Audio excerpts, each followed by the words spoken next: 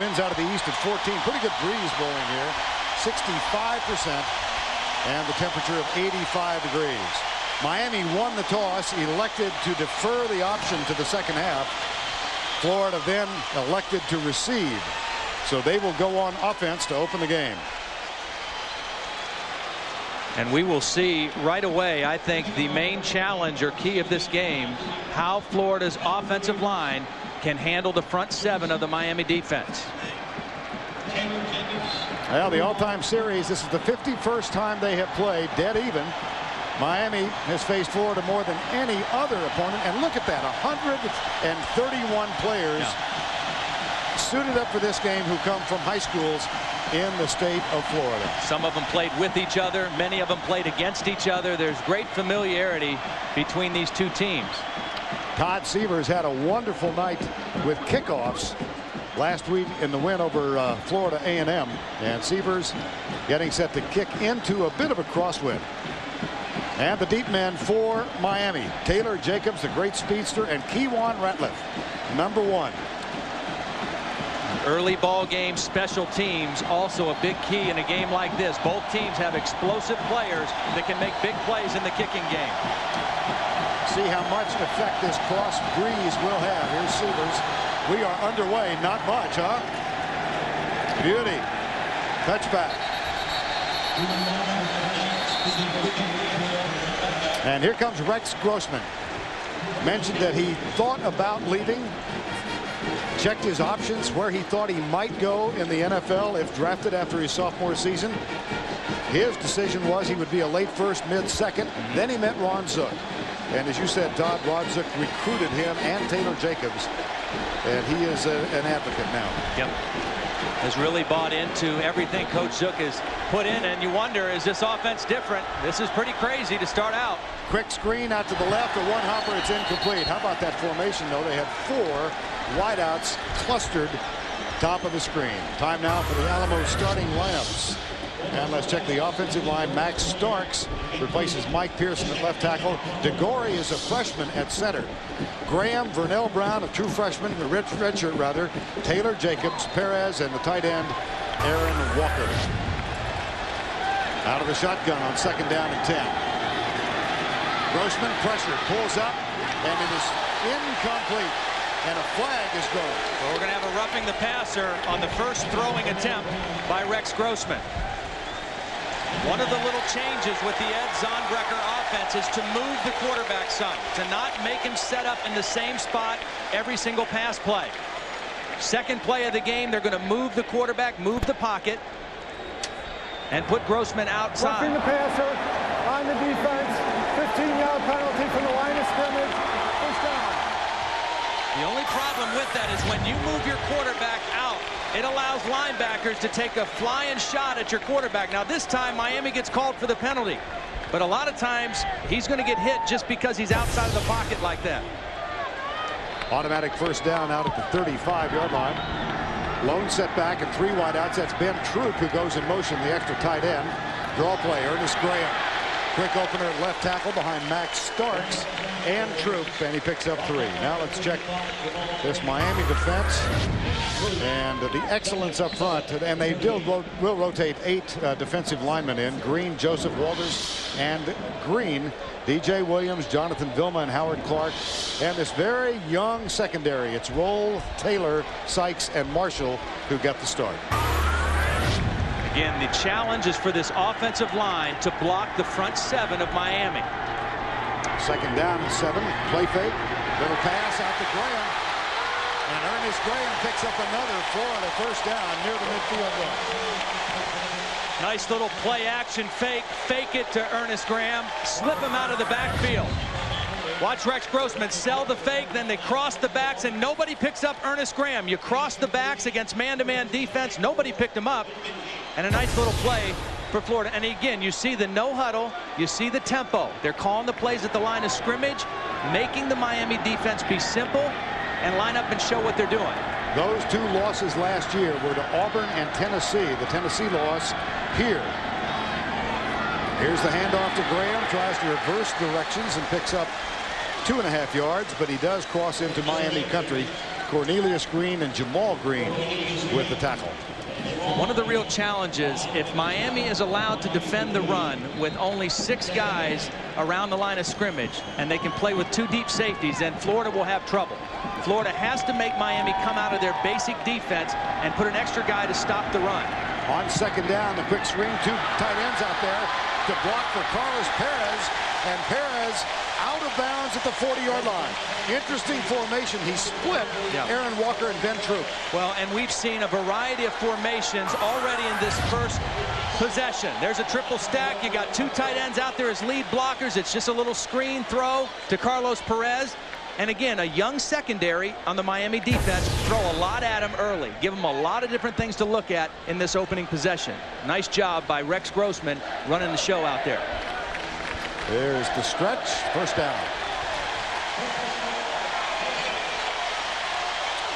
Ron Zook, 48 years of age, hometown Loudonville, Ohio. 24th year as a coach. First year as a head coach. Came here after 6 years in the National Football League. Most recently as a defensive coordinator with the New Orleans Saints. First down and 10, Florida. Miami is not a big blitz team. They like to just line up and play with their 4 guys. Now already they're dropping a safety down in, right in here. An extra guy kind of creeping in there. And here they come. The handoff to Carthen.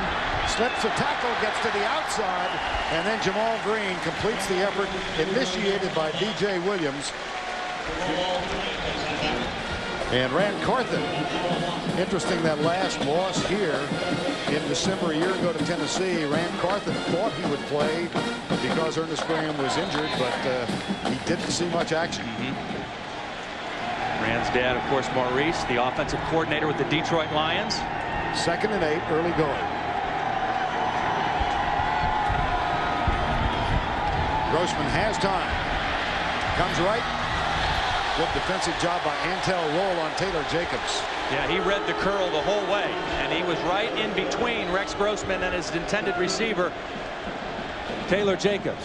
We talked about the new coordinator. Here he is right here in the middle. Ed Zonbrecker came from Marshall. Very prolific offense there the last 2 years with Byron Leftwich. Also coached Chad Pennington at Marshall, 52 years of age. Native Tennessean. It's 3rd down and 8. First 3rd down situation they've been in.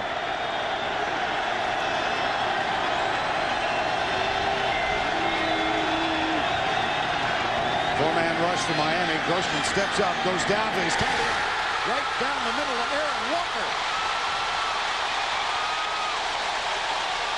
Rex Grossman telling us yesterday, I think Aaron Walker will have a big afternoon. Well, that's because, number 1, Taylor Jacobs is going to draw a lot of attention.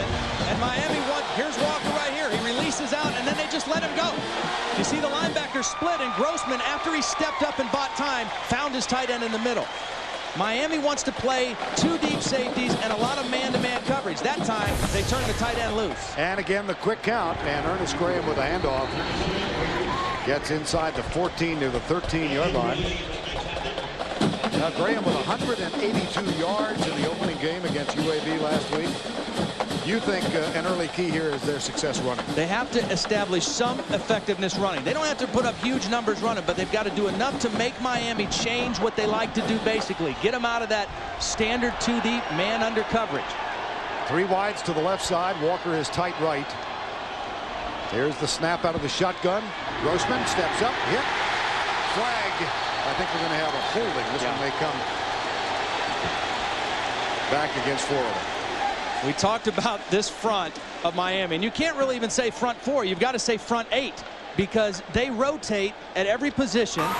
They do it individually. Watch these 4 guys, the penetration, the quick push up the side. Nice rush on the outside. That was Jerome McDougal, who didn't play last week. One of the best pass rushers on that Miami defense, but they rotate guys so much. They keep fresh legs going at you all through the game. Well, the idea for defensive coordinator Randy Shannon is to bring in fresh men in the defensive line after 8 to 12 plays.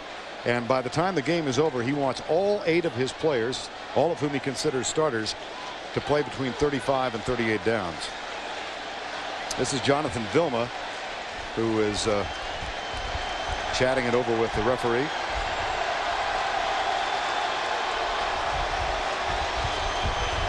Here we go. There are 2 penalties on the play. Holding on the offense, that penalty is declined. Intentional grounding on the offense, that penalty is accepted. Loss of down at the spot of the pass, 3 down. The reason this is a penalty is because Rex Grossman never got outside of the tackle box when he threw it away. You're allowed to throw it away as long as you get outside of the offensive tackle. And he was still in that zone when he threw the football away. Now 3rd and 17. Opening drive of the ball game. Florida now at the 21. 3-man rush. Grossman slips, lobs it out, intercepted. No, incomplete. We've seen 2 helmets popped off already in the game. Aaron Walker had his knocked off on his catch, and Rex Grossman just got his removed from his head. And that was a funny looking play. This didn't look good. Nothing opened up quickly for Rex Grossman. He almost fell down on his own and then took a shot with his helmet coming off. And again, you see the athleticism. A defensive lineman, Cornelius Green, or actually Andrew Williams, almost getting the pick. Here's Matt Leach, 38-yard field goal attempt will not be good. So they chewed 4.5 minutes off the clock, but they come up empty. Larry Coker applauding his team's effort once they got inside the 20. Matt Leach was the team's punter last year. Replaced Jeff Chandler, missed an extra point last week, misses a big field goal to start this one. First offensive set now for Ken Dorsey and the Miami Hurricanes. A brilliant season last year in which he finished 3rd in the Heisman voting. To Rex Grossman, Eric Crouch, the senior from California. So smart, like another coach on the field. Quick setup, little pressure, dropped it. Fumble. That is a fumble. And Dorsey is the first to pounce on it. That slipped right out of his hand. Exactly. And again, now I know these guys are used to practicing in Florida, but in a humid day like this, that football gets wet. Whether it's the center dripping on it, it was actually knocked out. I thought it slipped out, but it was knocked out. Bam Morris, one of the senior linebackers, got a little fingertip on it and enough to knock it loose. And Dorsey alertly falls on it. Bam Hardman, who comes around the right side, 2nd down and 16. And it was tipped by Hardman. There's Mike Natile, number 59. And the handoff. Willis McGahee breaks a tackle and then is tripped up by Gus Scott. But they had him nailed for a loss at the 15. But you see the power of Willis McGahee. He is a powerful running back. Here's the offensive line for the Hurricanes, anchored by Brett Romberg. They lost 3 men to the NFL. The wideouts are Beard Johnson, the tight end, familiar name, Kellen Winslow, his first touchdown catch last week. 3rd down and 9. Keep an eye on Andre Johnson, the big receiver, is at the bottom of the formation. Dorsey looks his way, comes into the flat, and it is caught by the fullback, Quadrine Hill. Nice defense by Kewan Ratliff. They played zone, they forced Ken Dorsey to throw underneath, and then they came up and made the sure tackle. And a great 3 and out for the Florida defense, and they should get good field position here. Here's Ratliff back to return the punt. And it will be Freddie Capshaw, who did not play last week, did not punt in the opener. He's got a severely sprained ankle, the result of a scrimmage where he had a blocked punt prior to the season opener, but this is a fine punt. Yeah. And a fair catch taken by Ratliff. Freddie Capshaw, 44 yards on his opening kick of the game. 9:39 to go in the first.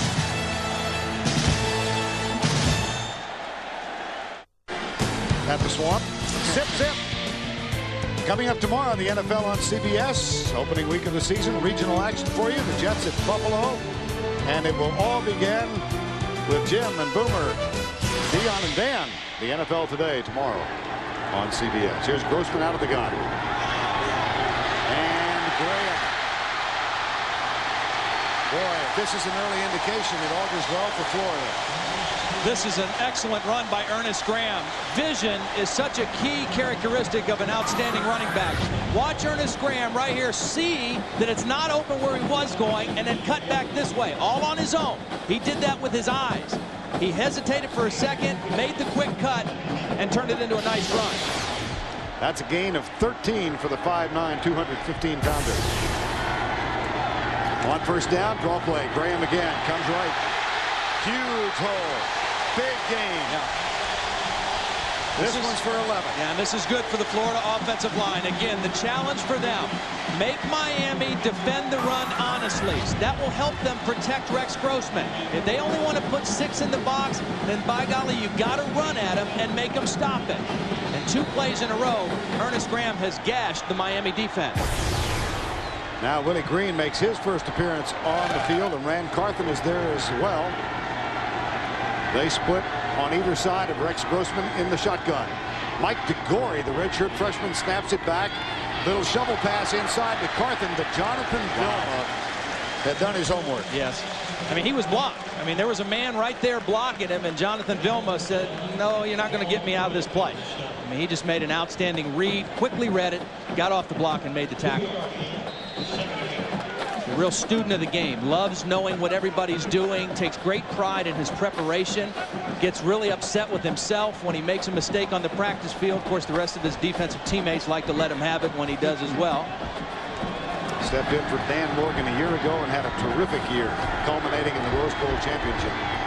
Here's the snap on second down. Pressure from the outside from McDougal. Grossman tipped. Knocked down by Matt Walters, number 91. Yeah, Jamal Green got pressure, and that's who put the hit on Grossman, and Matt Walters able to get his hands up. Again, you see this front 4 right in here. This is where it starts. Now, Grossman does a nice job of stepping up in the pocket, but Max Starks just not able to stay with Jamal Green quite long enough to allow Grossman to make the good throw downfield. 3rd down and 8 from the 40. Scoreless first quarter.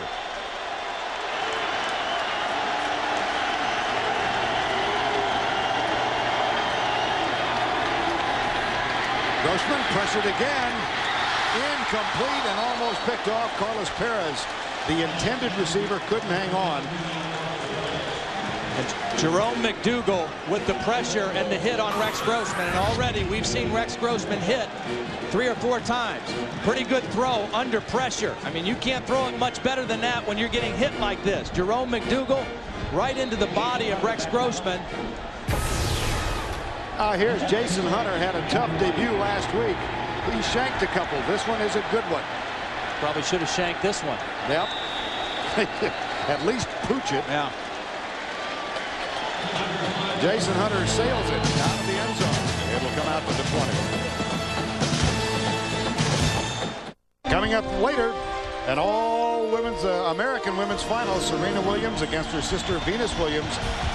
Women's final of the U.S. Open. Prime time after our ball game is concluded. Miami with a 2 tight end offense now, a running set.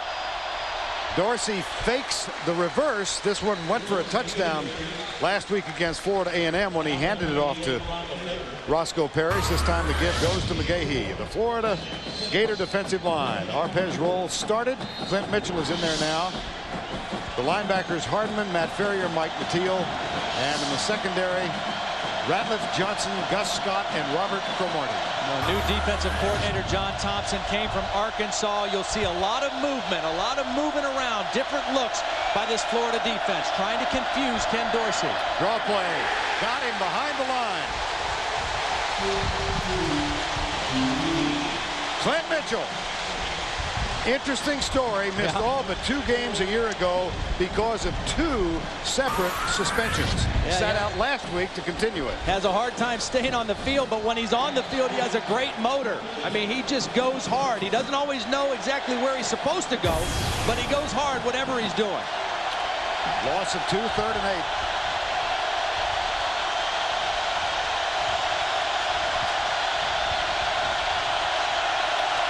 Three down linemen. They'll rush 5. Scott coming on the blitz. It's caught by Ethnic Sands, and he reverses himself and gets around Robert Cromartie. Yeah. Nice job protecting Ken Dorsey. And a nice job by Ethnic Sands, feeling Robert Cromartie on his inside and planting after the catch and wheeling back outside. Watch the end of this route now. He's going to feel Cromartie get inside, and as soon as he feels that, he plants and peels it back to the Miami sideline and adds about 10 more yards. First down for Ken Dorsey and the Hurricanes. Play fake, Dorsey right side, got a man open, Kellen Winslow Jr. Boy, is this guy going to be good. I mean, he's young, he's still learning, he's still growing into a tight end body, but he's an excellent receiver. May have the softest hands of any of the receivers on the Miami team. Of course, his dad, the great Hall of Famer with the San Diego Chargers, who did not allow his son to play football until relatively late in his life, taught him chess first. Play fake again. Dorsey a lot of time behind the intended receiver, Winslow, who was alone at the 25. That'll bring up a second down. Well, Butch Davis deciding at a late time to go on to the Cleveland Browns, and Larry Coker, 30-year overnight sensation. Great coach. I mean, he really is. You know, and I think unfairly a little bit, everybody said last year he won the championship with Butch's players. It was Butch's team, but they had two tough road wins at BC and Virginia Tech that he had to keep that team together in the fourth quarter. Flags. Looks like it might be a delay.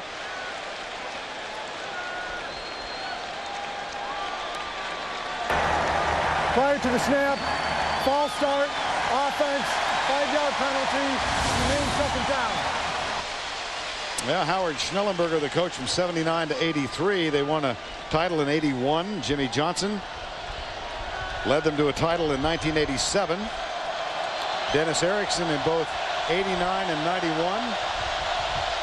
Butch Davis was there 95 through 2000 and then gave way to Larry Coker. Quick flip over the head of Kevin Beard, number 9.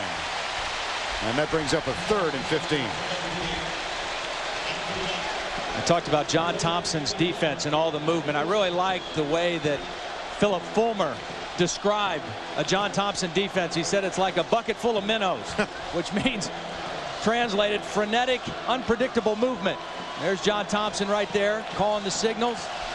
Came from Arkansas. He had his dream job at Arkansas, but was swayed strongly by Ron Zook at Florida. Got the call in Florida in February. 3rd down and 15. Play fake. Here comes the blitz. They find McGahee, and he works inside the 40, but that will be short of the first down. Tough to make up that amount of yardage on a 3rd down play. There's John Thompson, 46 years of age, said he waited 20 years to get his dream job, which was defensive coordinator in his home state in Fayetteville. And then Ron Zook called him in February, said they'd never met. And Zook came in on a Florida plane to bring John back to Gainesville to talk about it. John said, not that I was easy, but I made up my mind before the plane landed.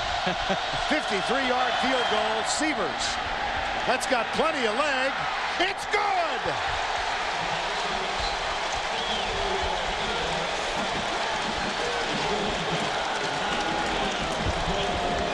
One of the advantage I think Miami has in this game is in their kicking game. Sievers, an experienced guy, nails this one through with no doubt. And that was a fine hole by Freddie Capshaw. Absolutely. We saw him drill the long field goal. We saw him kick the opening kickoff out of the end zone or deep in the end zone. That was an intentionally high kickoff to allow Miami's coverage team to run down there. When anytime you can stop a team inside the 15-yard line with a defense like Miami has, that is excellent work on the special teams. Remember what Ron Zook told us yesterday. He thought the most decisive factor in this game would be special teams big plays.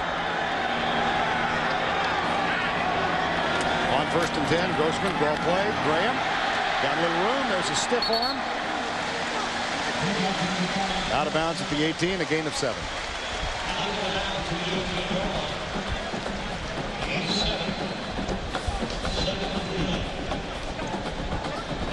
Miami's record when scoring first. Pretty respectable. Yep. And it's 2nd down and 3. Gators. They moved the ball well in their first 2 possessions, but a missed field goal, and this time on Andrew Williams comes through and makes the tackle of Ernest Graham. Well, a nice little stunt this time by the Miami defense. They've been playing pretty straight up. This time the tackle went outside, the end came underneath, and he was unblocked. That was Andrew Williams with nobody picking him up. They confused the left side of the Florida offensive line on that play. And here's where the Florida offensive line, at least in the early going, has had problems. 3rd and long. Yep. And when you're in definite pass situations, that's when Florida has been having trouble blocking this front 4 of Miami.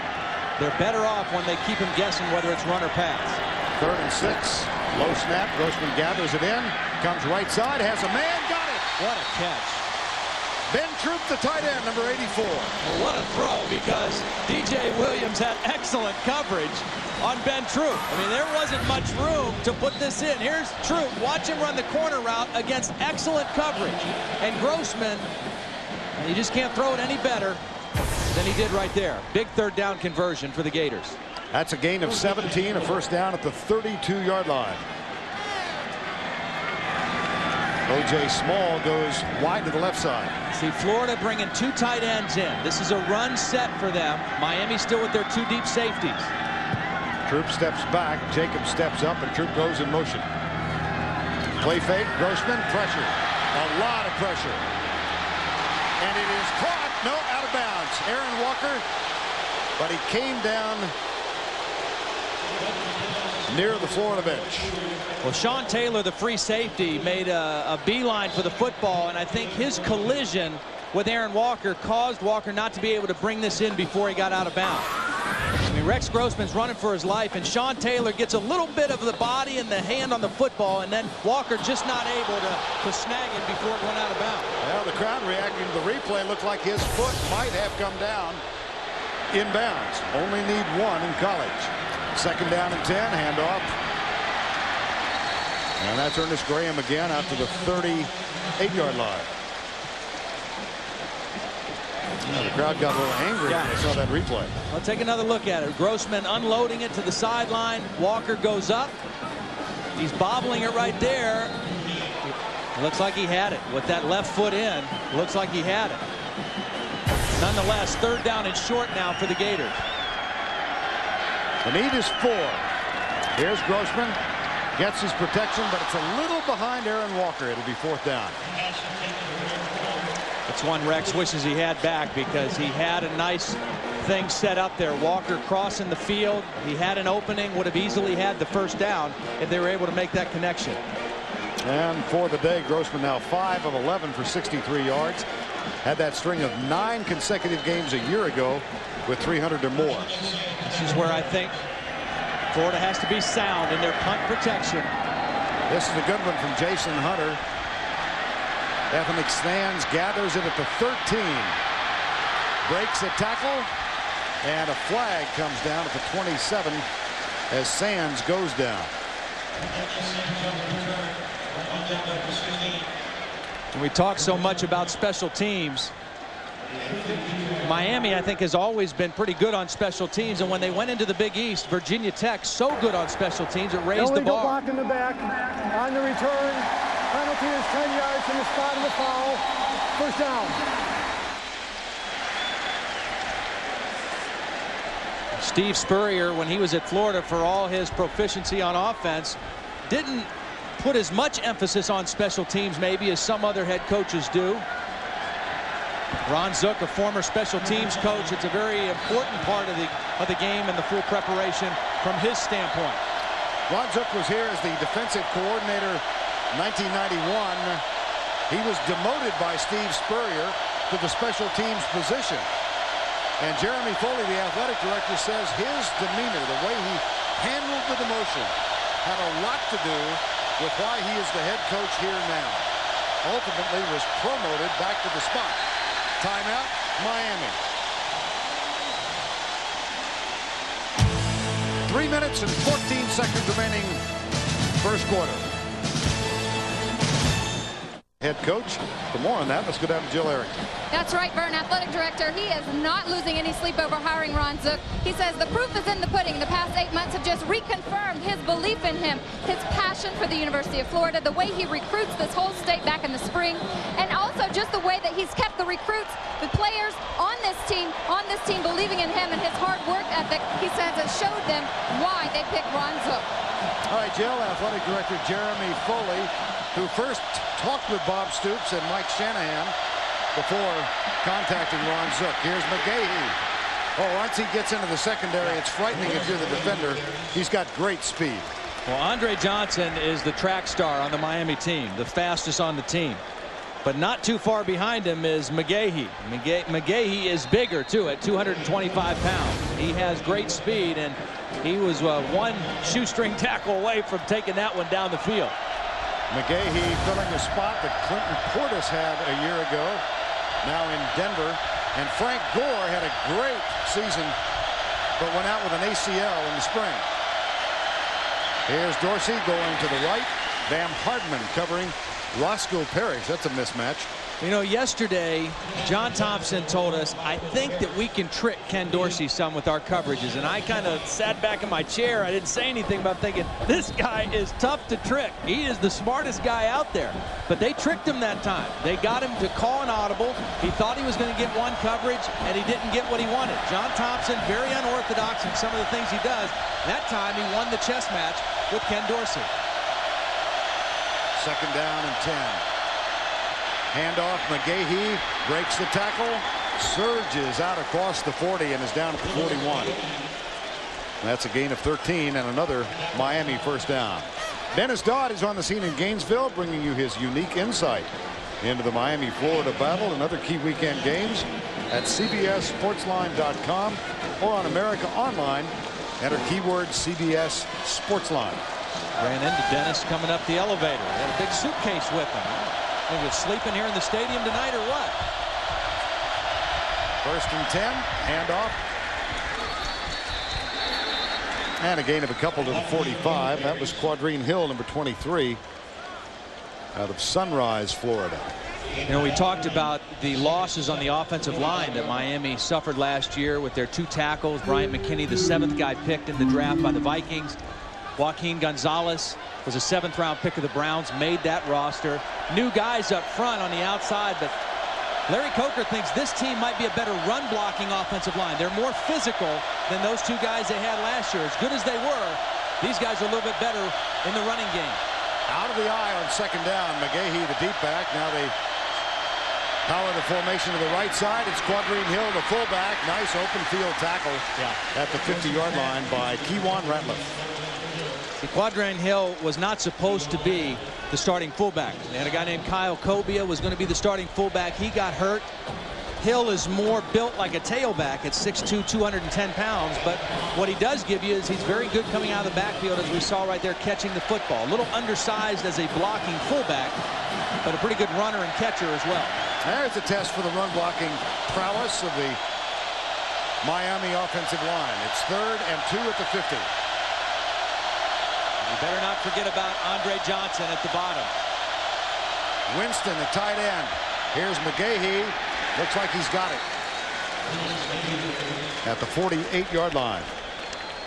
There's no better way to take a boisterous crowd out of a football game than by running the football successfully if you're a visiting team. And that's what Miami is doing right now. They're chewing up time. They're moving the football. They're moving the chains. And they've quieted this Florida crowd. This current drive now in its 7th play. Roscoe Parrish, number 1, goes wide right. Andre Johnson, bottom of the screen. And Ken Dorsey, 27-1 as a starter. With time, Andre Johnson climbs the ladder, grabs it. First down, Miami at the 26. Too much cushion given by Kewan Ratliff. I mean, you got to respect Andre Johnson, but you've got to be up a little bit tighter than that. I mean, this is too easy for Ken Dorsey. Single coverage. Look at the cushion. You don't even see Kewan Ratliff in the picture. He's respecting the speed too much, and then he still doesn't make the quick tackle. He's got to get up there and be a little bit closer to Andre Johnson. He's a good cover corner, He's got to be a little bit tighter on that. Rob Chudzinski, the offensive coordinator, said he is as strong as Michael Irvin. He's an impressive looking wideout. Parrish and Geathers are on the field together. Here's Dorsey back with a lot of time and double coverage on Kellen Winslow, and the pass is incomplete. Nice coverage by James Ferrier, their middle linebacker, running with Kellen Winslow.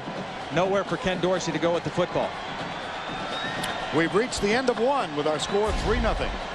And we'll return to Ben Hill Griffin Stadium right after this message and a word from your local station. They are threatening with a second down now at the 26-yard line. Backs in the eye. Dorsey hands it off. McGahee straight up the middle. And he plunges near the 15, and that could be close for another first down. Vern Lundquist, Todd Blackledge, and Jill Arrington with you from a jam-packed Ben Hill Griffin Stadium. Todd's the taller of the two. What are your impressions of the first? Well, similar to when these teams last played in the Sugar Bowl, Miami is the more physical team right now. We've seen that on the defensive line. We're seeing it on the offensive line right now as they're running the football right at them. Very important series right now for the Florida defense to step up. 3rd and 1.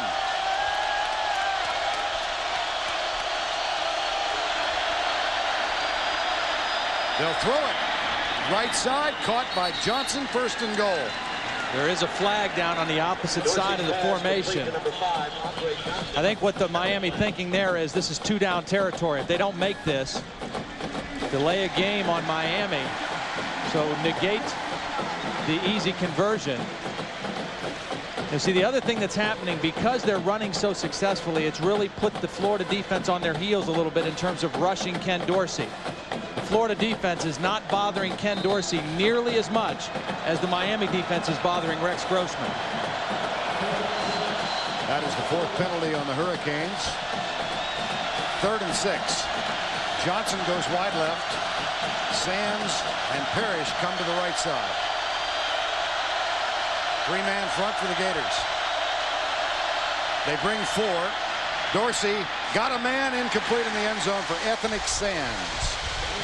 Miami did a nice job of picking up the blitz. They came with a safety blitz, and Willis McGahee was there to protect his quarterback, but Ken Dorsey not able to make the connection. Take a look. It's coming in from here, and there's McGahee. He's picked up the blitz. He does his job. That allows Ken Dorsey to be in the pocket and make the throw, just not able to connect. Capshaw with the hold. Severs with the kick on the way. And he has nailed his 2nd. This one from 38 yards out doubles the Hurricane lead. They're up 6-0. Miami up 6-0, getting ready to kick to either Kelvin Kite or Vernell Brown. And the sellout crowd looks on as the sun disappears behind Ben Hill Griffin Stadium. Here's Severs. Same high kick. Taken by Kelvin Kite, number 2. Slips a tackle, looks for help. That's Andre Johnson, who drags him down at the 27-yard line. How about that? One of the best wide receivers in college football, running down on kickoff coverage and making a heck of a play in the open field. You don't think special teams are important to Miami? One of your best players and one of the best players in the country getting it done on kickoff coverage. Andre Johnson heads to the Miami bench. 1st down and 10 to Florida, trailing by 6. Here's Grossman, quick setup, fires it.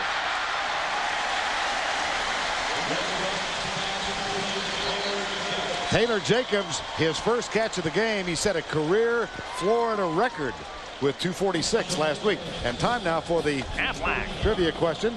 Who is the only player to letter in football at both Miami and Florida?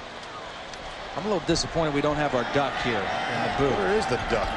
My man Bert Fleming. I think he's responsible for the missing duck. On 1st down, shovel pass. That one went nowhere. Yeah. I like the 1st down throw to Taylor Jacobs because in the 3rd down passing situations, they're having trouble protecting Rex. You got to throw it more when it's a run pass threat and get that guy involved in the game, Taylor Jacobs. Taylor Jacobs was the third option last year behind Jabbar Gaffney and Rashay Caldwell. And he is far and away the lead man in the offensive scheme now when the passing game is considered. 2nd down and 10.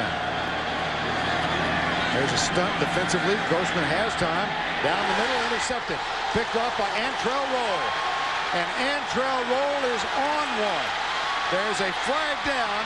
Roll finally captured at the 20-yard line.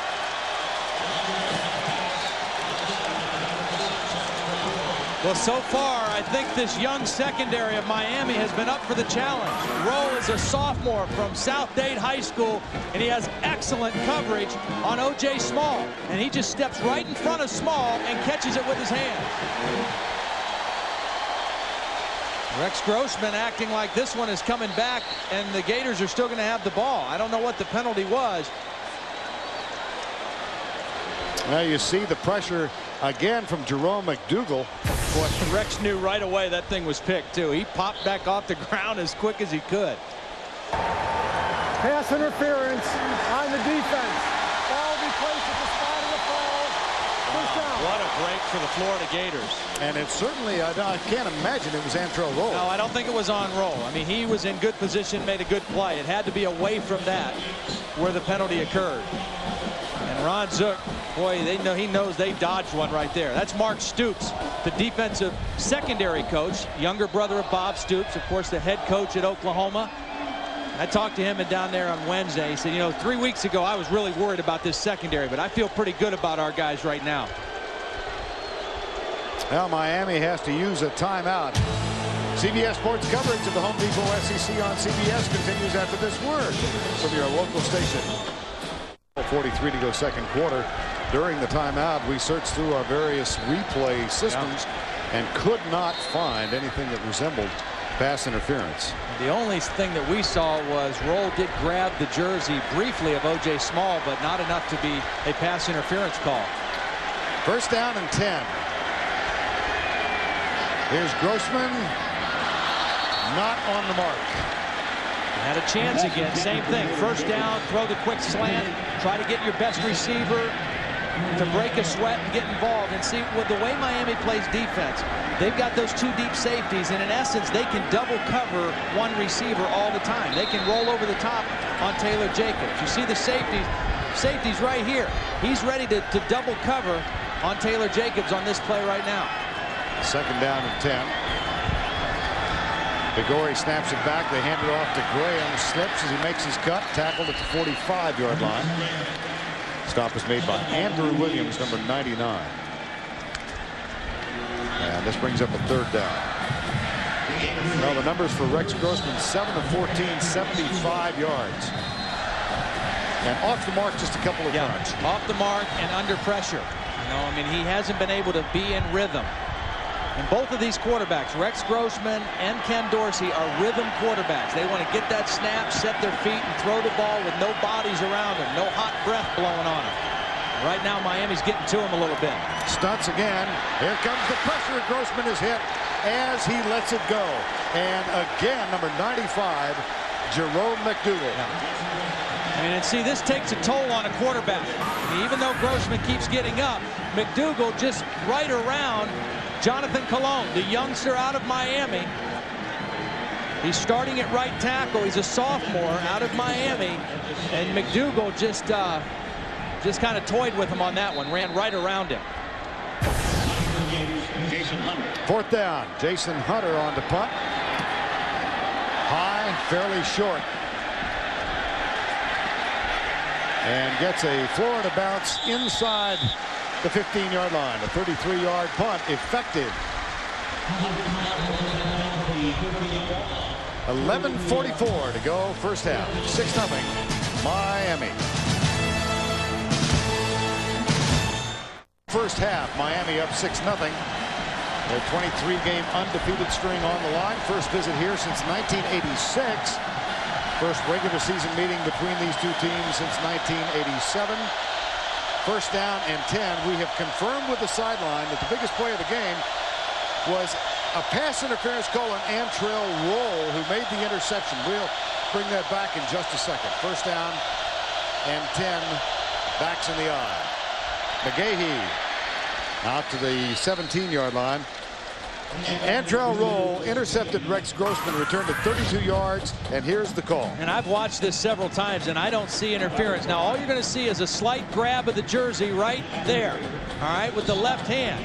They didn't call defensive holding. They called pass interference, and that, boy, that's a tough call by the Big East officiating crew against the Miami Hurricanes. That negated that man's interception and a first down for Miami at the Florida 20. Here's a slight play fake and Pressure. Kevin Beard. Yep. First time that they're able to get pressure on Ken Dorsey, and it's Marcus Okendo Johnson. Again, neither one of these quarterbacks are nearly as effective when you get people around them, when you can bother them. And this is the first time Florida is able to get somebody right into the face of Ken Dorsey. Not able to set his feet, and the result was a bad throw. 3rd and 6 at the 17. Crowd comes alive.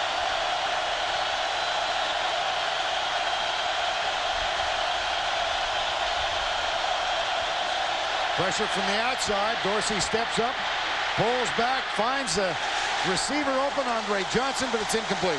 See, he had to move his feet. When he moves his feet, he's not nearly as accurate.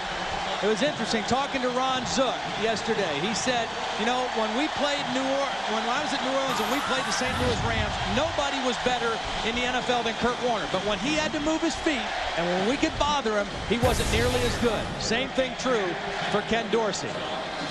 Here is Freddie Capshaw, the senior from Rock Springs, Wyoming.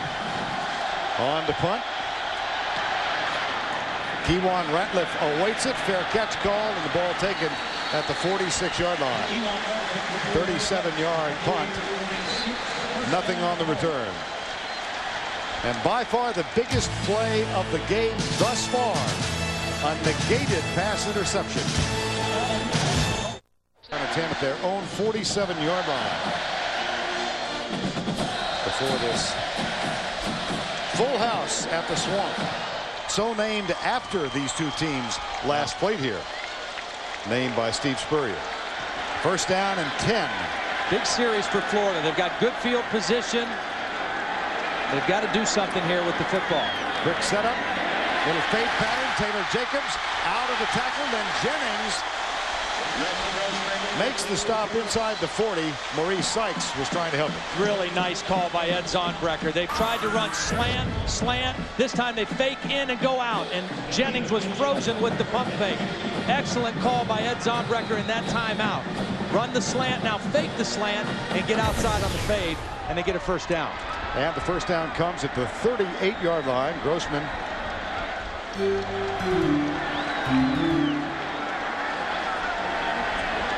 barks out the signals. Gain of 14 in the last play. Now a little half roll, looks back to his left. Flag is down on the far side. The pass incomplete. They tried to throw a throwback screen to Ernest Graham, and it was snuffed out by Miami, and he did a nice job of just throwing it away.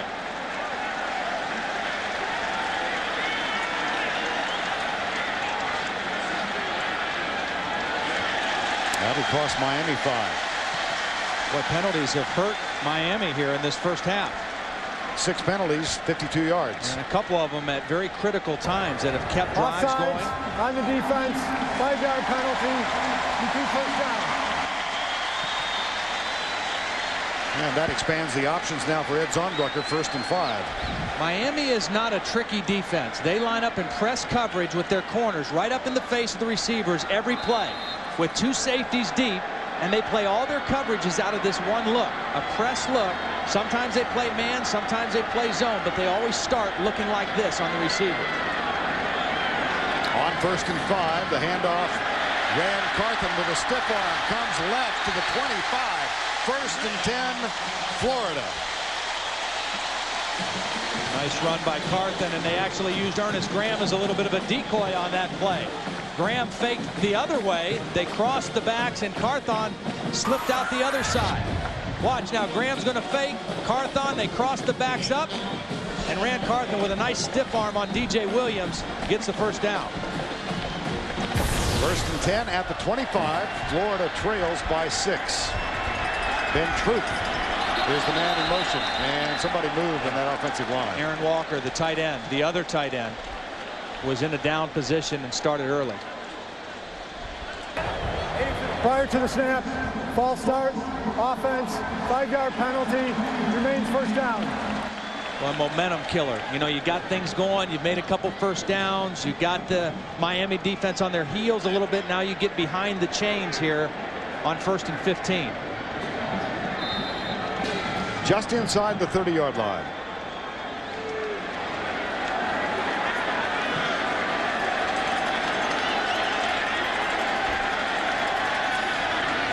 Grossman, same fade pattern, same result. And see, part of this problem is the guy over there who's playing, Kelly Jennings, has a big cast on his right hand. He's got a thumb injury that he's battled all through the summer. You see the cast. He can't jam a receiver the way the other cornerbacks can. He's a little tentative putting that hand on the receiver, and they did the same thing. Fake the slant in and break it outside. 2nd down and 4 after the gain of 6. Graham gets the give, has an opening, surges for the goal line, touchdown, Florida.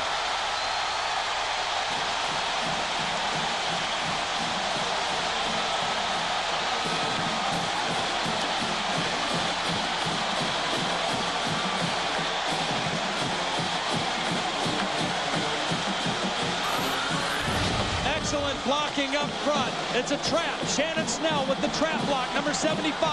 And Ernest Graham slips through the crack and into the end zone. What a run by Ernest Graham. Extra point is knocked home, and that provides Florida with a 1-point edge. They convert their best field position of the first half into their first touchdown. Left guard Shannon Snell, and then what Maurice Sykes learns is you're not going to knock Ernest Graham down just by colliding him. You better wrap your arms around him. Ernest Graham, when they played in the Sugar Bowl 2 years ago, 15 carries, 136 yards and a touchdown, the main bright spot. And he told us when we visited with him on Friday, he's been waiting for this game, waiting for 2 years to get another shot at the Hurricanes. Now Florida will kick off for the first time, and Matt Petrovich, an old-fashioned straight-on kicker, who's also something to behold on kickoff coverage. He had 8 solo tackles a year ago, and here is his kick.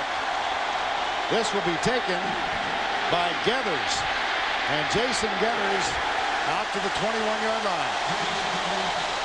Guess who's down there? Matt Petrovich. He was a nose guard in high school. He's a little goofy, Vern.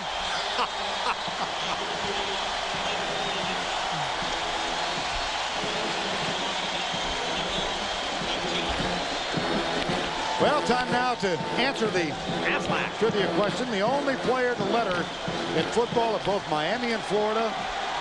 His name is Phil Kaplan. He played guard and linebacker at Florida in 42, Miami in 43, served in the armed forces, came back and completed his eligibility in 1946 at Miami. And listen, the crowd is back in it. The Swamp crowd is back in the game. And Phil Kaplan is among those in attendance, and he's with Jill Arrington. That's right, Vern. I found you the only man to letter for both schools. Are you torn here today? Which team are you rooting for? Actually, I'm rooting for Miami. That's because I live down there, and if I didn't, I'd never be able to go back. What do you remember about the intensity of this rivalry? Oh, it's beautiful. That's what college football is all about. And with something like this, the series never should have been stopped. It should have been going on just all along, but it's good that it's back again. I'm very happy about it. Thank you, Mr. Kaplan. Hey, Vern, back to you. Thank you, Jill. Well, the series revived, but only for a couple of years, and it's revived because a 12th game has been added to the schedule this year and next, so they're playing Miami next year. He said he may not be able to go back to Miami if he didn't root for the Canes. He may not get out of the Swamp if he keeps rooting for him today. 3rd and 1 at the 30, a 7-6 game. By the way, his record as the only man to letter for both teams will end, I'm sure, next year. Brock Berlin, who lettered here last year, transferred to Miami and is sitting out a redshirt season at quarterback this year. Here's Dorsey, deep down the middle, double coverage. Todd Johnson is back there. That's excellent coverage by Florida because Ken Dorsey had a lot of time and he couldn't go anywhere good with the football. John Thompson told us about Todd Johnson. He said, I love this guy. He is always, always, always in the right spot. And here he is in the right spot, knocking the ball away from Andre Johnson. A headsy free safety for the Florida Gators. About 3 weeks ago, Todd Johnson suffered a concussion during practice, but back and healthy again. Look out. Blocked it. They blocked it off Capshaw. Todd Johnson with the block. Special teams.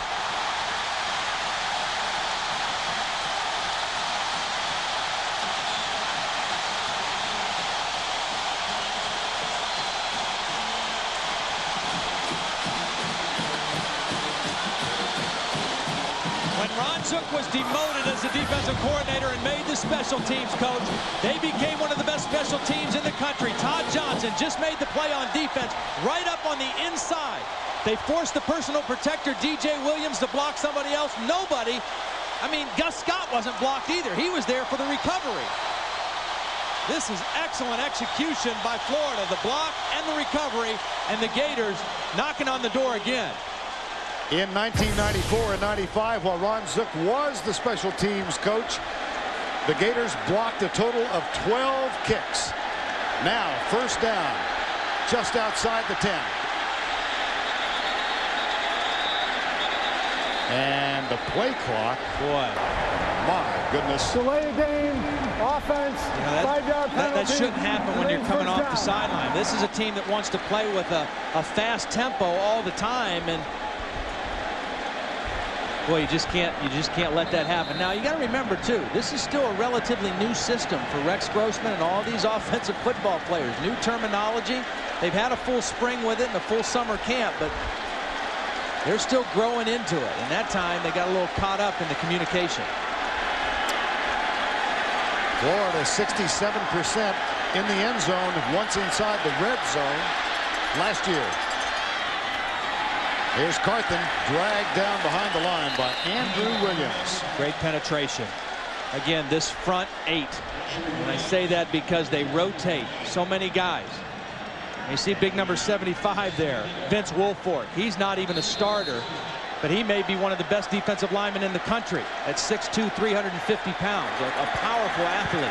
2 sacks last week against Florida A&M. Second down. Grossman back. Gets time, goes in the middle for double coverage, and it's incomplete, intended for Aaron Walker.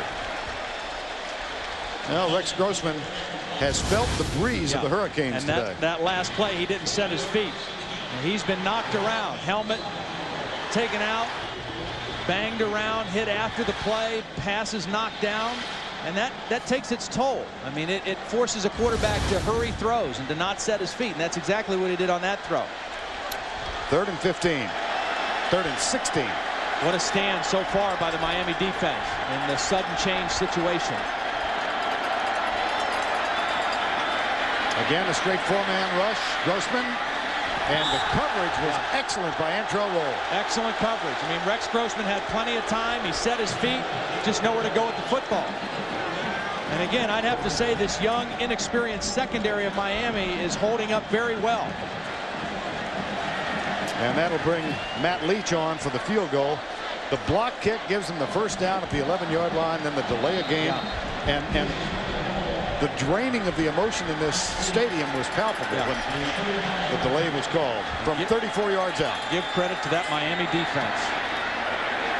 Leach. Got it. So they do come away with 3. Had to get something there. Absolutely.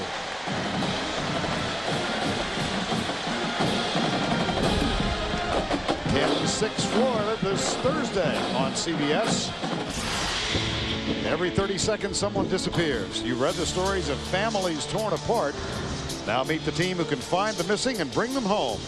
Without a Trace, Thursday this fall after CSI on CBS.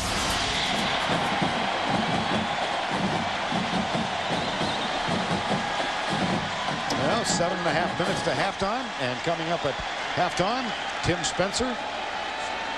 and Spencer Oh, my They goodness. They're preparing. Getting ready for the on-camera. Cats on a hot tin roof. Yeah. Up there above us. I've never known Tim to duck away from the camera. 7:30 to go, 10-6. And Petrovic, who is a delight to watch after he kicks the ball.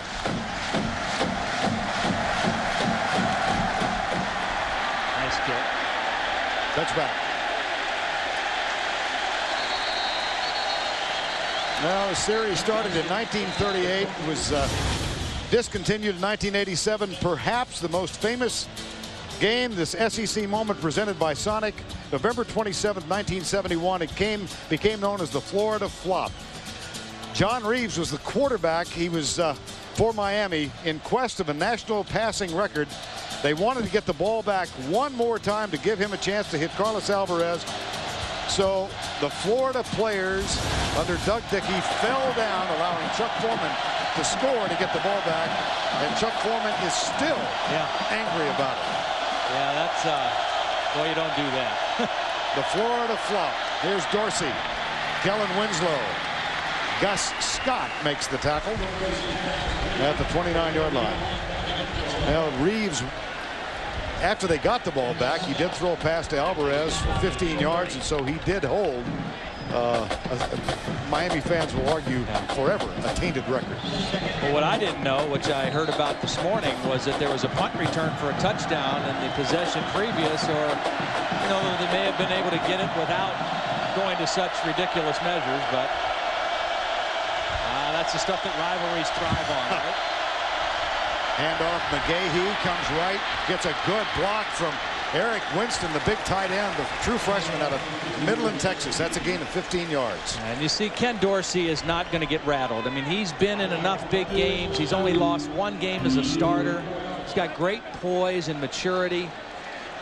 And he's just keeping everybody calm. Like, hey, guys, it's only 10-6. Let's do what we do. He hit the pass to Winslow. They get the big run to McGahee, and now all of a sudden they're right out by the 50-yard line. First down and 10. Brett Lomberg. Eric Winston is on the field. There's McGahee. Down at the 46. Now Ken Dorsey in his senior season. Brilliant career at Miami. And he particularly excels when he faces a top 10 team. And that says a lot. I mean, you know, 11 touchdowns, only 3 interceptions against top 10 opponents. I think a guy who plays big in big ball games, there's something special about him. I think both of these quarterbacks have done that in their careers.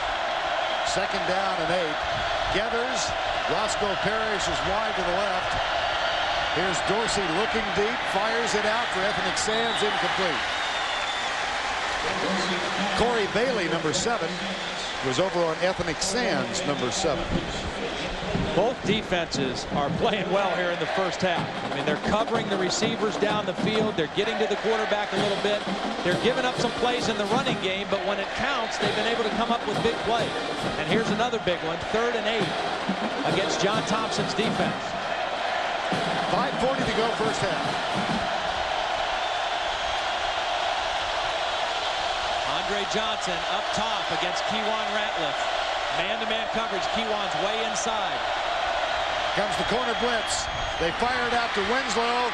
Bailey, and the lead might have garnered a first down for Winslow and the Hurricanes. Yeah, that's a nice decision. I mean, Winslow, again, he's still growing into the position as a tight end, but he's 230 pounds.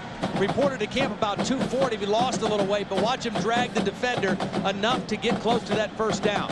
Man-to-man coverage, tight end against a smaller defender, and then he fights for the first down.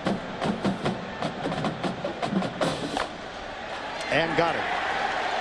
Corey Bailey's 185 pounds. Kellen Winslow's 230 pounds. That's a good matchup for the Miami offense. First and 10 at the 46-yard line. Clock with 5:27 to go before the break. Larry Coker, 54 years of age, 30 years an assistant. Started out high school coach for 7 years in Oklahoma. Graduate of that cradle of coaches, Northeastern Oklahoma State. First down and 10. Here's Dorsey, little pattern underneath, and Andre Johnson let it go right through his hands. And I mentioned the cradle of coaches because Ron Zook, another career assistant until this year, did graduate from the cradle of coaches, Miami of Ohio. And I really think that's what makes both of these guys pretty special, in my opinion. The fact that they were longtime assistant coaches, didn't get a head coaching job till late in their career, probably at some point maybe questioned whether they would ever become head coaches. So take a look at that. That's up in my neck of the woods. Miami of Ohio and Oxford. Some great coaches that have come out of there. Draw play. McGahee gets some help from the umpire. Up the middle inside the 20. Cromartie stopped him, but not before he picked up 27 yards. Great answer drive by the Miami offense. They started down in their own territory on the 20, and they methodically run and play action pass their way right down into scoring territory. Nice job by McGahee following the lead block in there by Chris Myers, his right guard, and then you see the strength. I mean, he is a powerful, powerful running back. Now he gives way to Jason Geathers, who picked up 199 yards last week, and he is going to get a bunch on this play. You're seeing that strength of the Miami offensive line right now. I mean, they're grinding on him right now. I don't think the Florida defense is tired. They shouldn't be. But this Miami offensive line, now they're experienced on the inside. You see Romberg and Haji Razuli. Those guys are returning starters. Chris Myers on the inside has played some. They're new on the tackles. But again, they're good run blockers. Time call by Florida with 4:35 to go first half. Scores both field goals to take a 6-0 lead. 18-yard run by Ernest Graham, and the extra point gave Florida a 7-6 lead. A block punt gave them a first down at the 11-yard line as Todd Johnson blocked the punt and Freddie Capshaw, but a delay of game penalty gave them a first down at 15. They had to settle for 3, and they lead for the moment 10-6. And really the challenge right now is for the inside triangle of the Florida defense. Brian Savalio's in there, Tron Lefever's in there, and Reed Fleming is in there as a middle linebacker right now. Because all this running that Miami's doing is coming right up inside, right at the heart of the Florida defense. And after the Geathers run, they've got a 1st and goal at the 6. Now Andre Johnson breaks out wide left, matched up against Kewan Ratliff. Double tight ends, play fake, go in the corner, the fade route, he's there, caught, touchdown Miami. See, when you run that effectively, it makes it tough to play pass defense because you got to respect run. You're not going to pressure the quarterback. They fake the run, and the same thing that we've seen from Florida. Watch him set him up. He's going to fake the quick slant, plant the right foot, and then back to the corner, and Dorsey delivers the ball high and outside. Impossible to cover, single cover against a big receiver like that. Here's the extra point. Severs knocks it home. Ken Dorsey's 62nd career touchdown pass. He's the all-time leader in Miami. There have been some pretty good ones who preceded him. 13-10. They've reclaimed the lead on Dorsey's touchdown pass to Andre Johnson. That's a championship team, you know, that responds that way. They get the block punt. They hold. They don't give up an inch after the block punt. They force the field goal even though they're behind and the crowd's coming back in the game. They take the next kickoff and go 80 yards for the touchdown. Very, very impressive. And Andre Johnson continues his duty on the special teams. And now Taylor Jacobs is back in as a kick returner, and the last time he was in, they tried a little reverse with Kewan Ratliff. Just keep an eye and see if they try to get the ball in the hands of Taylor Jacobs. There was good kick coverage the last time these two were back, but they worked on this reverse in practice on Thursday. Here's Severs with the kick, and no concern about a reverse there. Severs has really been impressive on his kickoffs again tonight. Sundays this fall, there's 60 minutes of comedy after 60 minutes. First, Becker moves to Sunday. Then catch Graham and Ellis, a new comedy from the producers of Frasier. It all starts Sunday, October 6th, right here on CBS.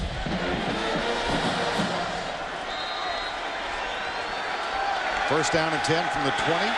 Florida trails by 3. Inside route, Jacobs bobbled it, and he had some room to run. Let's go back and take a look at the touchdown. You'll see what Ken Dorsey saw. Right up here, single coverage, nobody helping from inside. He says, I know what I've got. I've got my big guy running a corner route. I'm going to have protection because we're keeping the backs in. And that's like stealing for Ken Dorsey. He got the coverage he wanted, and he delivered the football. Second down and 10 after the incomplete pass.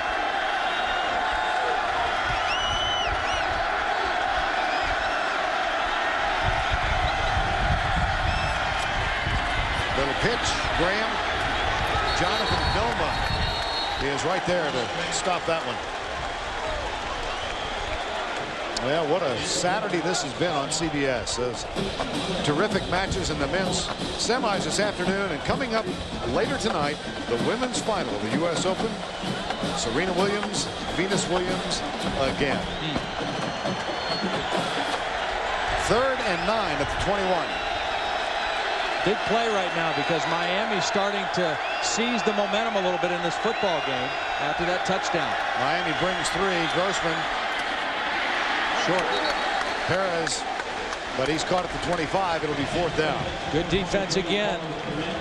I'm impressed with the way that Antrell Roll is playing. And he got the interference call, which I still think was a bad call, but he's been pretty sharp in man-to-man coverage. Jason Hunter, who is a walk-on, a transfer from junior college. Not listed in the media guide, and he earned a spot in 2 days. Fake punt. No, he didn't fake it.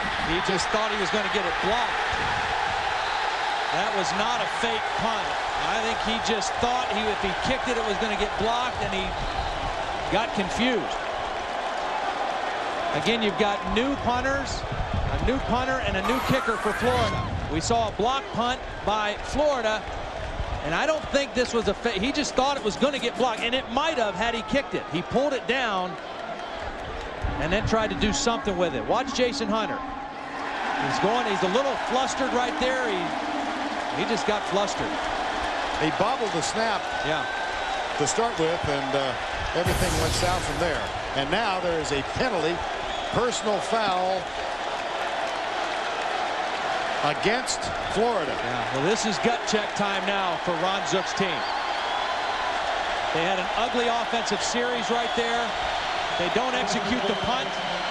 And now his defense, which got gashed on that last drive, is right back on the field. Well, Hunter last week against UAB had a tough start in his debut at Florida. Shanked a couple. Now bobbles the snap. Here's McGahee. Good defensive effort by the Gators. 3 minutes to go, first half. Well, the 3 highlight plays of the first half, to my mind, the negated interception by Antrell Roll, and then a block punt on one side, and the punt coverage by Miami here. Miami was able to answer their block punt by holding the Gators to a field goal, and the Gators hoping to do the same thing here. Andre Johnson goes out against Ratliff, and 3 men are split off wide to the right. It looks like single again out there. Todd Johnson, he's moving now late. Dorsey looks underneath. Ethnic Sands, touchdown.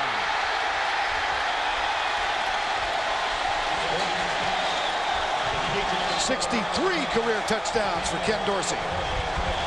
Ken Dorsey saw it, boy. I tell you, he sees things quickly, and he makes quick decisions. What Ken Dorsey's going to see here, he's going to see Todd Johnson kind of cheating over to help on Andre Johnson. And by doing that, when he tries to move back to the middle, he's out of position to make a good tackle on Ethnic Sands. Sands catches it in the middle and takes it in. Extra point is up and good. Ethnic Sands, a one-time quarterback, on the receiving end of this Ken Dorsey toss. For the break, 14 Miami points in the last 2 minutes and 8 seconds. And you could just feel the momentum changing. Miami taking control after that first touchdown, and then the 3 and out by their defense, and they go right back in and score. And Ron Zook, the thing he has to be most concerned with right now, with 2:22 left in the first half, is his team is starting to get knocked around a little bit too much. They're being out physical by the Miami Hurricanes again. Here's Sievers with the kick. And again, pumps it right through the end zone. And a touchdown pass from Dorsey to Ethnic Sands, worth another look. Yeah, he did a nice job. He came off his primary target. He finds Ethnic underneath. The receiver in front of him kind of cleared out the middle, and then a nice little stutter move, faked out Todd Johnson. And Todd Johnson is an excellent player who's a good open field tackler, but that time no match for Ethnic Sands. Dorsey rests. Rex Grossman back on. 2nd and 3rd in the Heisman voting last year. Eric Crouch, of course, was the winner.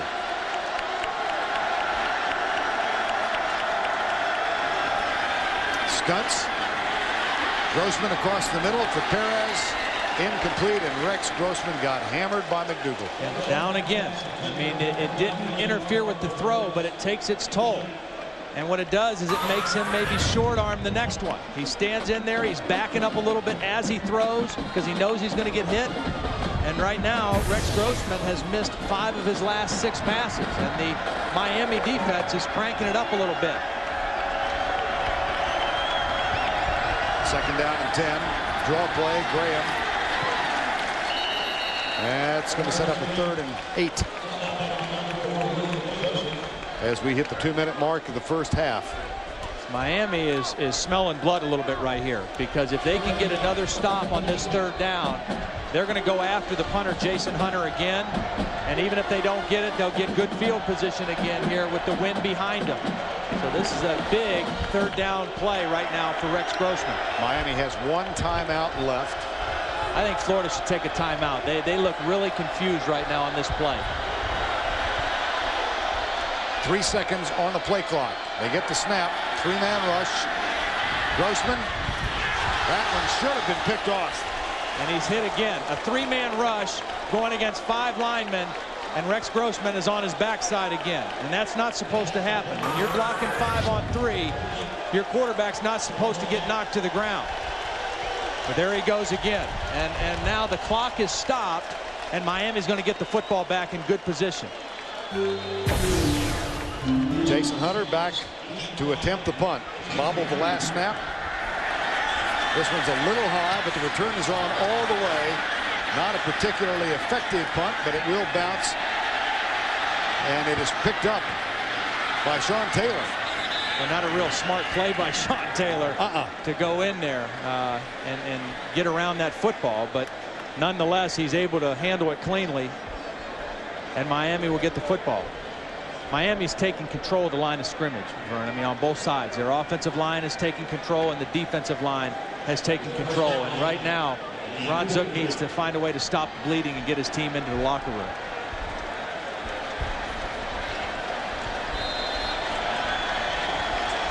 Now Ron Zook in his 2nd game as the head coach of the Florida Gators.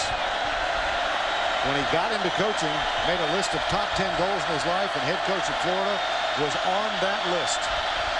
1st down and 10. McGahee goes left, gets a good block on the corner. An excellent block by Roscoe Parrish. He may be the smallest guy out there on the field. Roscoe Parrish is 5'9", 165 pounds, and he gets an excellent block on Cromartie, which enables them to get to the sideline. Great block by Roscoe Parrish.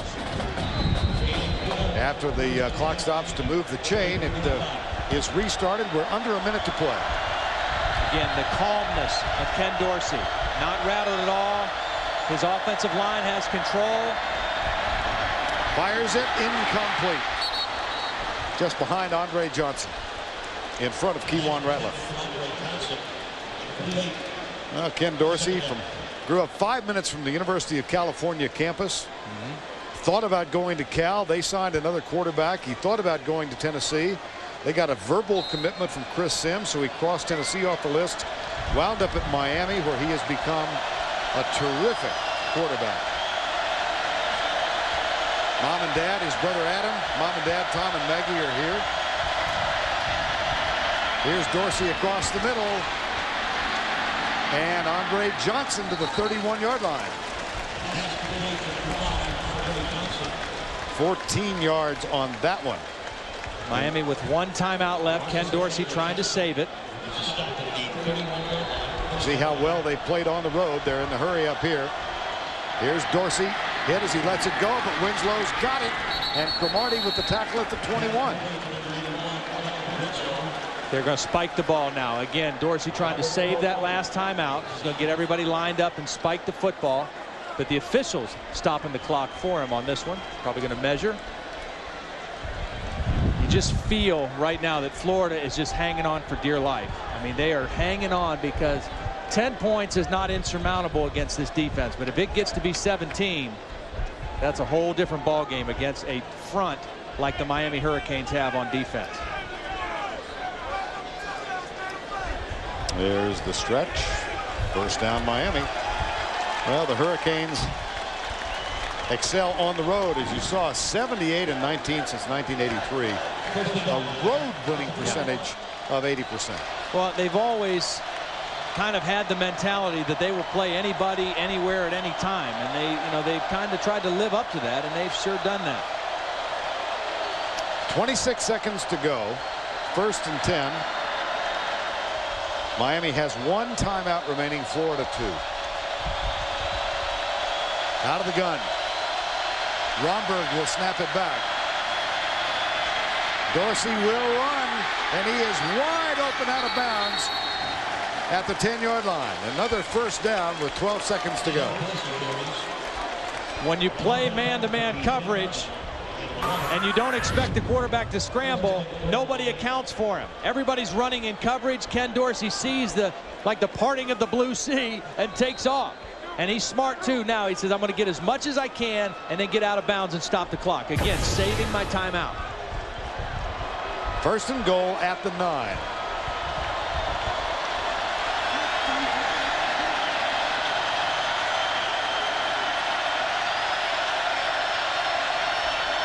Dorsey back, drills it.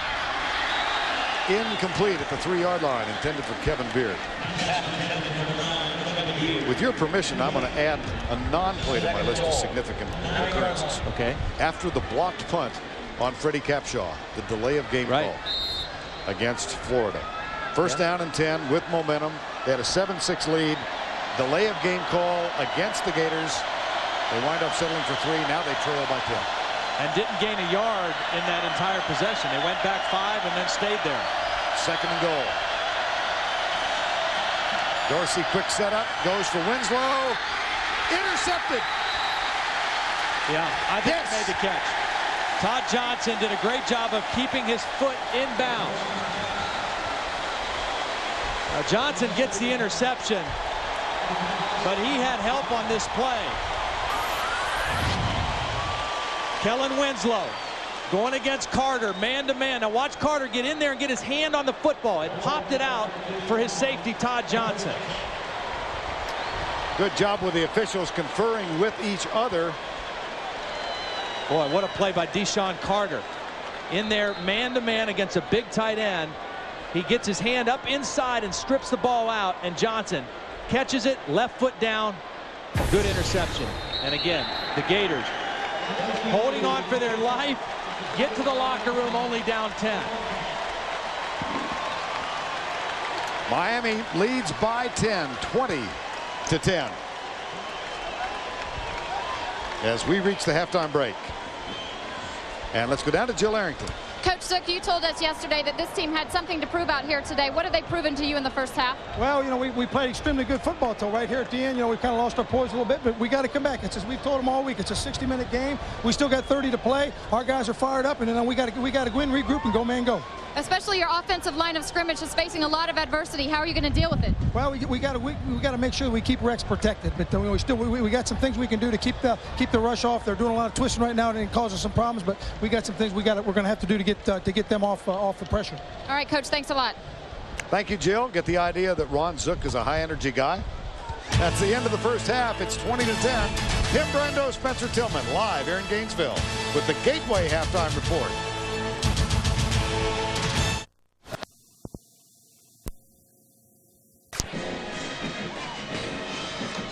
Miami leading at 20-10 as we get set for the start of the second half. And let's go down to Jill Arrington. Coach Coker, the offense seemed to get off to a bit of a slow start, but really found their rhythm in the second quarter. How are you going to maintain that momentum in this half? Well, we have to dial up our energy, Jill. The game's a long way from over. They're very explosive, but I felt better about our offense in the second quarter. I think we had the noise bothered us a little bit early, but we did get in the rhythm. We've got to maintain that rhythm. Yeah, Coach, your players said they could play anywhere, anytime. How are you pleased with the defense, your defensive backs, and that defensive line taking care of business? I think they played very well. They played hard. They made some mistakes, but we played extremely hard. We made a lot of plays, so we just have to dial up the energy and keep it going in the second half. All right, Coach, thanks a lot. Thank you. Thank you, Jill. We're a minute or so away from the start of the third quarter from the Swamp in Gainesville.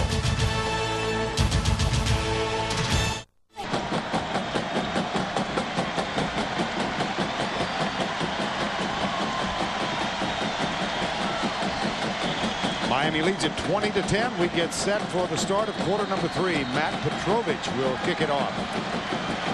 Andre Johnson, Jason Geathers are the deep men for Miami. This one returnable, grabbed by Geathers at the 9. Tackled at the 22-yard line. Well, 20-10 the score. How did we get where we are? Let's take you back in the first half. One of the most significant plays, this interception by Antrell Roll, ruled pass interference, and Todd Johnson blocked a Capshaw punt. But Florida had to settle for 3. Problems of their own on special teams as this punt snap was bubbled. That put it in the hands of Ken Dorsey.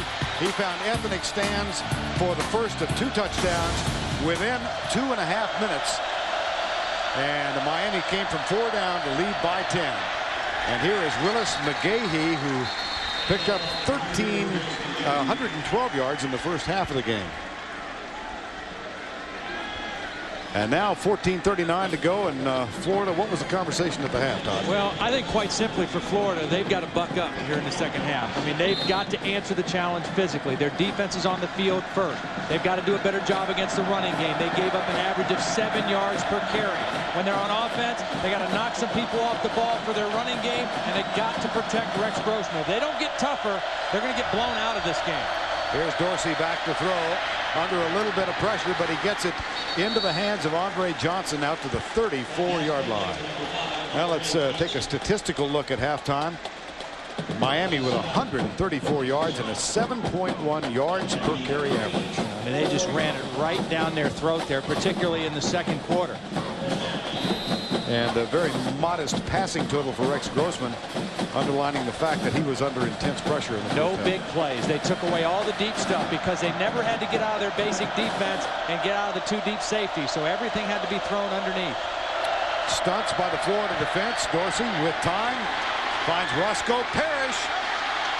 He can scamper, and he is out of bounds, pushed there by Mike Teal after a gain of 18. Former high school quarterback. Yep. Very slippery, very elusive as a kick returner. Reminds a lot of the Miami coaches of Santana Moss. He's got that kind of big playability. And you can see the quick moves and the elusiveness and then the speed. And again, you don't see any blue jerseys around Ken Dorsey. I can only count 1 time when he was hit in that first half. You cannot give a quarterback that good that much time. McGahee gets the handoff and just slithers through. Now Todd Johnson giving chase, but another huge run for Willis McGahee. Picked up 39 on that one. One of the things that John Thompson told us was that their middle linebacker, James Ferrier, was going to have to get more physical. Number 43. There he is getting blown off the ball, and that enables Willis McGahee to bust that thing outside. I mean, you've got to be tough at the middle linebacker position, and Matt Ferrier in there, the junior out of Petersburg, Virginia, just got driven off the ball on that one. McGahee over 150 yards. Ferrier taking the place of the outstanding Andre Davis, and struggling. Here's McGahee, this time cut down as he tests the middle, and flags accompany him down. There are 2 on the ground. I think I called him James Ferrier. You did. That's his older brother, who was a great player at Virginia. See, you brought it up. I was going to try and ignore it. It's worth bringing up.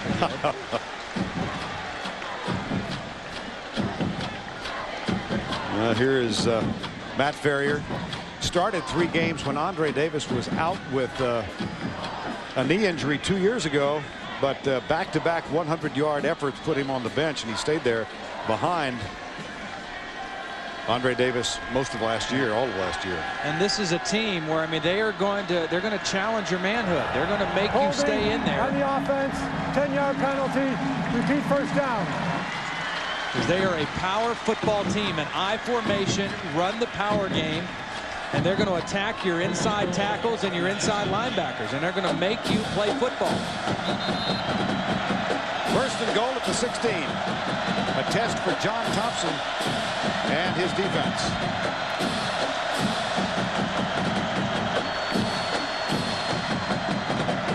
And a little gathering of officials at the 16-yard line.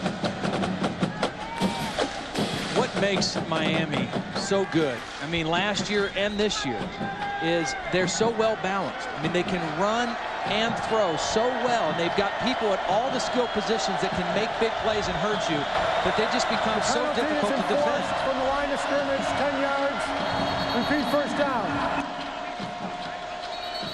I think that may have been just a restatement of the penalty. And what's amazing is how they reload now in Coral Gables. I mean, they lose Jeremy Shockey, right. Going to be a great player for the Giants, and in comes Kellen Winslow. You know, and it's just amazing. They lose Clinton Portis, and here's Willis McGahee. And they expect to get Frank Gore back in October. Here's a little screen pass. Geathers got Romberg down in front, and Romberg with a convoy block. 18-yard touchdown.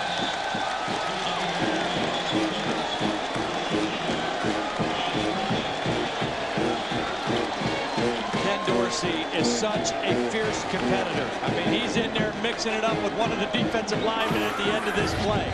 Well executed. Fake the throw outside. Jason Geathers lets the play develop. He's got Romberg and Myers out in front of him. They both get blocks.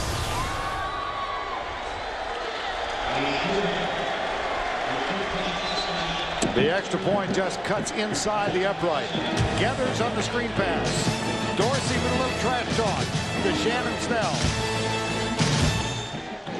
Receiver until injuries at running back. Forced to switch back to his old high school position. Yeah, he was a parade All-American running back at Spanish River High School, and then needed to switch to wide receiver or to running back when Frank Gore was hurt. Jarrett Payton's been bothered by a back injury, and that makes him also very effective coming out of the backfield and catching the football with that receiver background as well. Todd Sievers will kick off for the Hurricanes. Last 4 possessions, 3 touchdowns, and an interception in the end zone to end the first half. And this one taken by Vernell Brown, and he is in trouble. Football might have caught it in the air. Wow. Things are unraveling for the Gators. Miami, the Hurricanes, they might as well be called sharks right now. I mean, they are swarming. Vernell Brown, a young guy, a defensive back, switched to wide receiver, and very, very fortunate. You know, he hesitated on whether to come out or not, and probably didn't make a good decision to come out from that point in the end zone. And now Rex Grossman and the offense starts on their 4-yard line. Single back set, 3 wideouts. Play fake. Grossman got his tight end, Aaron Walker. That's a big play early in this drive. And it's so good, too, because with the way Miami plays, with all this cover 2 safeties, they're trying to take away Taylor Jacobs. The middle of the field is where you have to attack. And so you've got to get the tight end involved. Aaron Walker going against the linebacker, DJ Williams, right down the middle. On the quick count, it's Graham. Nothing there this time. Jamal Green, number 55, the senior from Camden, New Jersey. Randy Shannon, the defensive coordinator for Miami, has done a nice job getting his team ready for the quick counts, for the quick tempo of the Florida offense. They haven't been caught off guard or out of position yet tonight. 2nd down and 10. There's Randy Shannon, who played at Miami. One of several who stayed home. Here's Rand Carthen, and in the middle, DJ Williams. Last time these two played, he was a running back. Now, Larry Coker, of course, grew up in Oklahoma, but many on his staff are former Miami Hurricane players. Rob Chudzinski, the offensive coordinator. Arthur Francis Kehoe. Randy Shannon, Greg Mark, the defensive line coach. Kehoe's been here with 5 different head coaches. He never left after he stopped playing here. Here's Grossman scrambling on 3rd and 12 and takes a pop from Kelly Jennings up near the 31-yard line. It'll be 4th down. Again, good coverage downfield. They're playing with those 2 safeties. They force Rex Grossman up into the pocket, and they're running all over the place with these Florida receivers. And so far, nobody able to break loose. You know, I think of our conversation with him yesterday. Taylor Jacobs, obviously his #1 man, and he was almost wistful as the punt goes away, talking about what it would have been like had either Gaffney or Caldwell not gone into the pros. Yeah. Flags all over the place. Well, they both could have come back. Right. And like he said, even if one of them would have come back, to have a big-time threat on both sides of the formation would have been huge. One of the factors that made Florida's offense so dangerous last year, with 3 options: Jabbar Gaffney, Rashae Caldwell, and Taylor Jacobs. Illegal block in the back during the return. 10-yard penalty from the spot of the foul. 1st down. 37-yard punt, 12 on the return. And what Ron Zook's got to be thinking of right now, his defense can't stop him. We got to knock the ball loose and turn it over. He's sponsored by Aflac, Alamo, The Home Depot, and by Smirnoff Ice. The listed capacity at Ben Hill Griffin Stadium, the Swamp, is just over 83,000. The crowd this afternoon, 85,777, largest ever. Rex Grossman on the headset with his offensive coordinator, Ed Zonbrecher, upstairs. And Ken Dorsey has Miami with a 1st and 10, and the handoff goes to McGahee, and he is cut down behind the line of scrimmage. Well, Rex Grossman, Todd, tough afternoon. Well, he's never gotten into rhythm. I mean, they've beaten him around. They've knocked him out of his rhythm. Meanwhile, Ken Dorsey has been able to play in his comfort zone. They haven't gotten to him. They haven't knocked him around. He's been able to throw on time. And a much better afternoon so far for Ken Dorsey.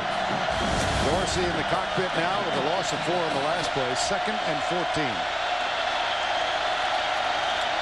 Falls down, intercepted. Bam Hartman has it, and he will stroll in.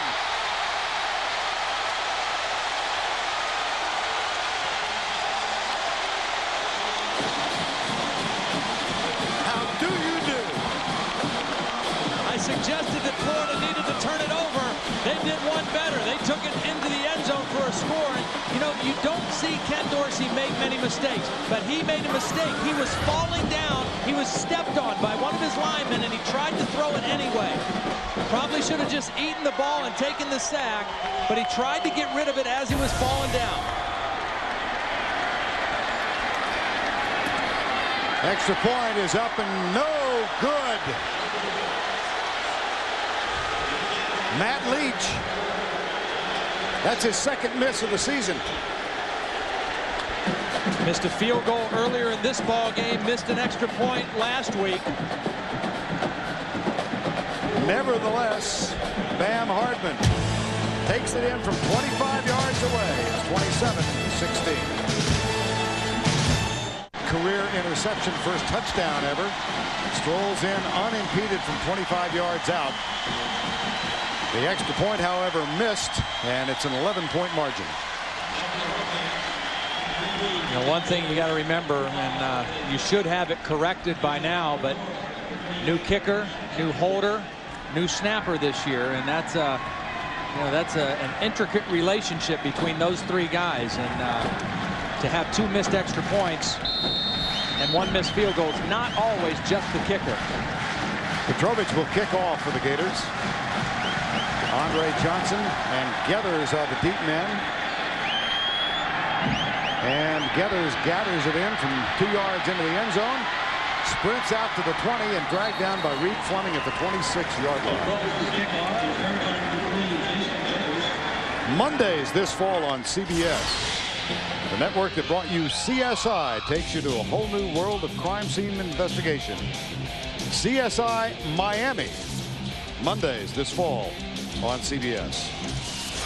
Well, the Florida defense right back on the field. They had a big turnover and a score, but they're right back out there, and they still need to answer that challenge physically because Miami's going to keep coming at them now. Probably really emphasize running the football early in this drive. McGahee has had a big game, and he adds to it with this run over left tackle out to the 39-yard line. That's a gain of 13. They haven't been able to stop him. You talk about kickoff team. This is Deshaun Wynn, a highly touted recruit out of Ohio, a running back. You want to run down there, you better have your head on a swivel because they're going to take some shots at you.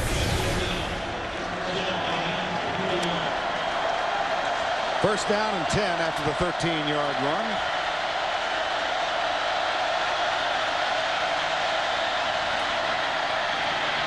Up the middle, can't stop the run. McGahee. They get the big turnover. 2 plays, 2 runs. They're all the way out to the 50-yard line. Again, I mean, it's the same story for Florida. They've got to be more physical. And again, take credit, give credit to this Miami offensive line. 2 new offensive tackles, Carlos Joseph on the left side, Vernon Carey on the right side, the veteran Brett Womberg at center. On second down and 3, they'll test the center where Reed Fleming is the middle linebacker now. Number 40. And this is Quantrine Hill, number 23. And it's going to be 3rd and 1.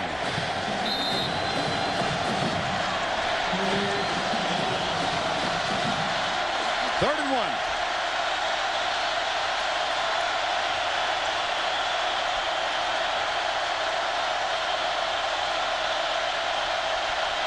Winston in motion. McGahee close.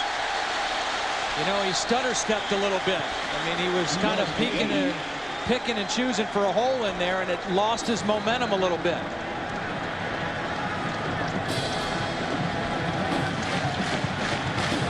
And let's check in with Jill Arrington. Well, Vern, like Brett Womberg told us, this offensive line is a lot different than last year because everyone knew who the starters were last year. But this year, there's been a lot of animosity between the guys who's going to start. That's resulted in them being a lot more competitive, and you can certainly see that on the field every play. Each one of them is trying to prove themselves and why they deserve to be that starter. All right, Jill. Vernon Carey, who has taken over on the right side, is close to 350 as he's ever been in his career. I mean, he's a very athletic guy, very strong, but has battled weight problems. Yeah, and that's not up to 350. That's down Right. to 350. But Brett Romberg says he loves Bryant McKinney. He's a big, big friend of Bryant McKinney's, and he saw the fame, and now he's seen the fortune that Bryant McKinney has gotten, and it really helped him stay motivated this summer. Well, a good defensive stand on 3rd and 1. And that will bring on the punting unit. And Freddie Capshaw, who has had 1 blocked by Todd Johnson. I think if Keywan Ratliff gets a chance on this one, if it's a short kick or a low kick, he needs to try to return one here. See if he can make a play. Again, Capshaw bothered by a right ankle injury, sends this one very high, quite short. And Ratliff takes it on the hop and pays the price. Well, that's a good move by Keywan, because if he keeps letting it bounce, it's going to go down inside of the 5-yard line, and Miami's going to down it. So he did the right thing, just nowhere to go.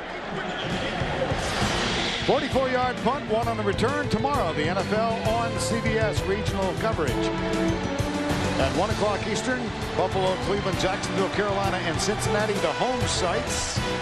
And it will all begin with the NFL Today with Jim, Boomer, Dion, Dan Marino. Little change now for Florida up front. Mo Mitchell, the new right tackle. They've moved Cologne into the right guard now. So Jurgensen is out of the game at the right guard spot.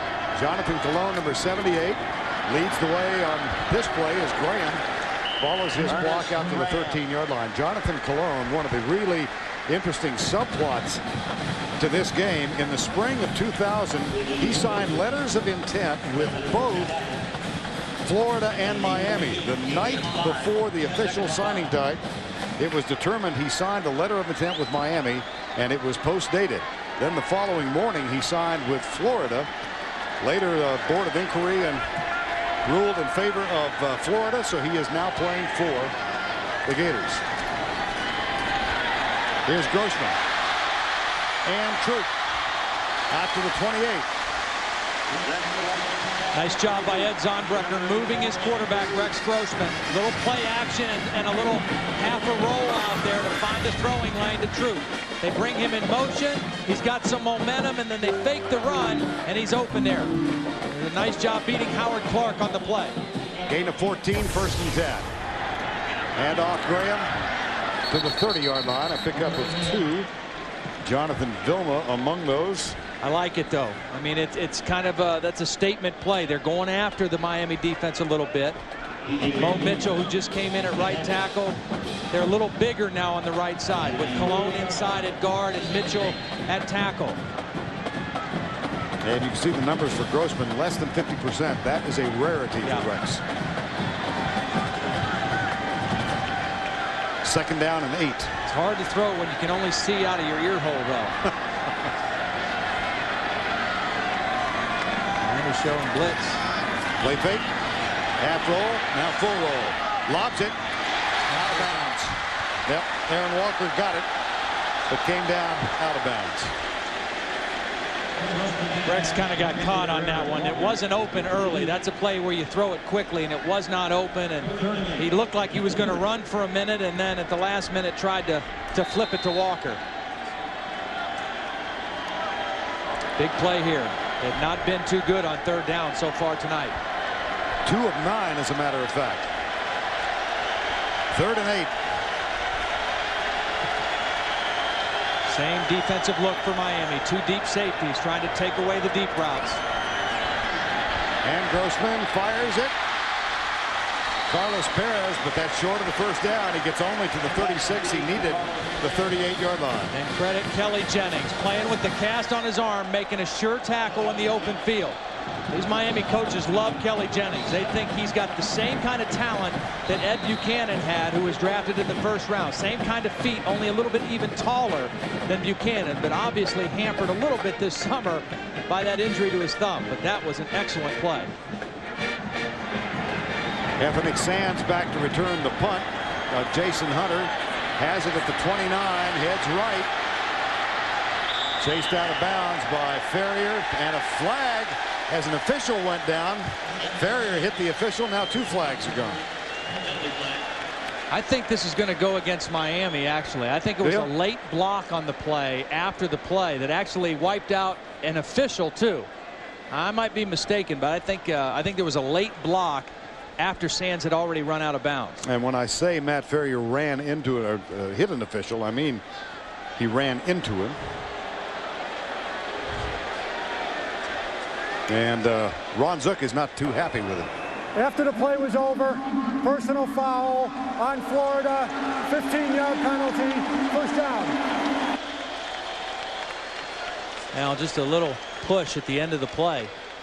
It is on Matt Ferrier. I mean, this, we saw a bad call go against Miami. Here's Ferrier at the end of the play, just a little push. He was out of bounds, though, clearly out of bounds, and I think a little maybe frustration on the part of Matt Ferrier. So the Hurricanes with a 1st down after the penalty at the Florida 40-yard line. 1st and 10. There's the reverse. Roscoe Perez pulls up, throws it. Getters is deep, and it's knocked away by Gus Scott. Got there just in time. Boy, you're not kidding. Andre Johnson. I mean, just in time. And Gus Scott is a playmaker. He's a guy who is going to be in the right spot. Now, here's Gus Scott. He's dropping back into free safety. He's reading the play. And when he sees Roscoe Perez turn to throw, he knows my man's beat. My corner's beat. I've got to help him. And he gets his hand on the football. And Gus Johnson able to get there and make contact right as the ball got to Andre Johnson. Handoff. McGahee goes right. Akendo Johnson makes contact. That forces him out of bounds. Well, you saw a little bit of the touch that Roscoe Parrish threw provides. that one nice. Yes, he did. Was probably, noted as more of a running quarterback in high school, but obviously can throw it as well. And that was a great place for that call by Rod Chudzinski. I mean, you get the ball, you get the penalty, good field position, take a shot at a big play. This one's fairly big. Yeah. 3rd and 8. 6:08 to go in the 3rd. Hurricanes leading the Gators by 11. Hill comes in motion. And there is motion in the line.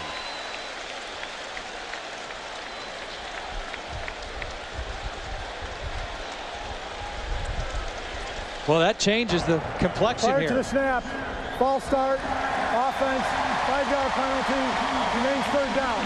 Well, 3rd down and 8 is a lot different than 3rd and 13. And if Florida had a man-type defense with pressure called on that 3rd down play, maybe they can back off into a zone on this one and just make the tackle underneath. And Larry Coker knows that. It's a big difference trying to convert 3rd and 8 and 3rd and 13. Parrish goes right.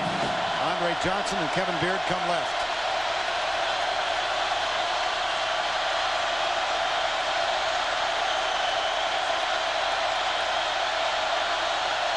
Corner blitz. Dorsey flushed right by Hardman. Pulls up and fires it incomplete. Bam Hardman, who earlier returned an interception 25 yards for a touchdown, with the pressure on Dorsey. Yeah, and a good call by John Thompson. He brings Hardman. It's not a full-out blitz. They're only rushing 4, but he gets by McGahee, and then he chases Dorsey. And again, when you get him moving his feet and moving sideways, he loses his accuracy considerably. There's Bam Hardman, and Freddie Capshaw is on to punt on 4th down. Kewan Ratliff awaits it. Fair catch. And let's check in once again with Jill Arrington. Well, I found Kerwin Bell down here. He's a former Gator quarterback. You played Miami in your first game in 1987. Do you like seeing the renewal of this rivalry, and what does it mean to these two teams? Well, watching them on the field here back at the Swamp for the first time brings back some great memories. And I think after this game, the rivalry will sort of come back to life. The teams will draw battle lines, and it'll become as great as it ever was. Let's watch this play. All right, on 1st down, Grossman in the shotgun from the 7-yard line. Last time they lined up like this, they tried to throw just a little quick screen to get the ball quickly to the back receiver. Here it is again. There it is. 2 tight ends out to provide the blocking. And Kelvin Kite makes the grab. We go back down to Jill with Kerwin Bell. Now, as a quarterback, you were 1-3 against Miami, so you know firsthand the pressure that Rex Grossman is under, coming in as a Heisman hopeful. What does he need to do to get back in this game? Well, I tell you what, anytime you play Miami, the quarterback better be ready for a tough physical ball game. And his mental toughness has got to show. And I think he's doing that. He's staying in the game, keeping his head in the game. And as long as he'll do that, he'll be able to lead the Gators back to a victory, hopefully. All right, thanks a lot, Vern. All right, Jill, 1-3, but that one was 17 years ago tonight. And it was in the Orange Bowl. Florida knocked off Miami on September 7th in '85. And after that loss, Miami won 58 straight games at home. Kerwin Bell had a big night against Vinny Testaverde in the Hurricanes. Here's Graham on 1st down. Boy, did you see DJ Williams blow this play up? I mean, DJ Williams, who is playing so much differently than he did a year ago. You know, he's more comfortable now as a linebacker. Watch DJ Williams blow this play up. They bring Mitchell in to lead on the pull, and he just blows it up. He knocks Mitchell down in the backfield and allows his teammates to come and finish off the play. Personal foul, face mask on the defense, 15-yard penalty from the line of scrimmage, 1st down. That's the 10th penalty on the Miami Hurricanes, and they have been really critical penalties. I mean, not every one, but several of them have been critical at on critical situations. And again, we re-emphasize this is a Big East officiating crew. Offensive line change again now, Todd. David Jurgensen is back in at right guard. Cologne moves out to right tackle. That's for Florida. Here's Grossman on first down out of the shotgun. Roll to the right, pulls back, looks deep. So you can throw that away now. He was outside of the tackle box, so that's okay. He had an intentional grounding penalty in the first quarter because he didn't get outside. But again, Miami doing a great job of coverage, and they haven't had to get out of their basic shell. They've been able to keep those two safeties, Sykes and Taylor, splitting the field. Take a look at Santonio Thomas, another one of the interesting players on the field. He actually signed with the University of Florida, but the admissions committee found problems with his ACT score and denied him admission. So Steve Spurrier called Butch Davis, and he signed with Miami. Here's a pass, Kelvin Kite. I think we're going to get another penalty, though, a holding penalty on Alfonso Marshall, as Kelvin Kite was trying to come back to the football.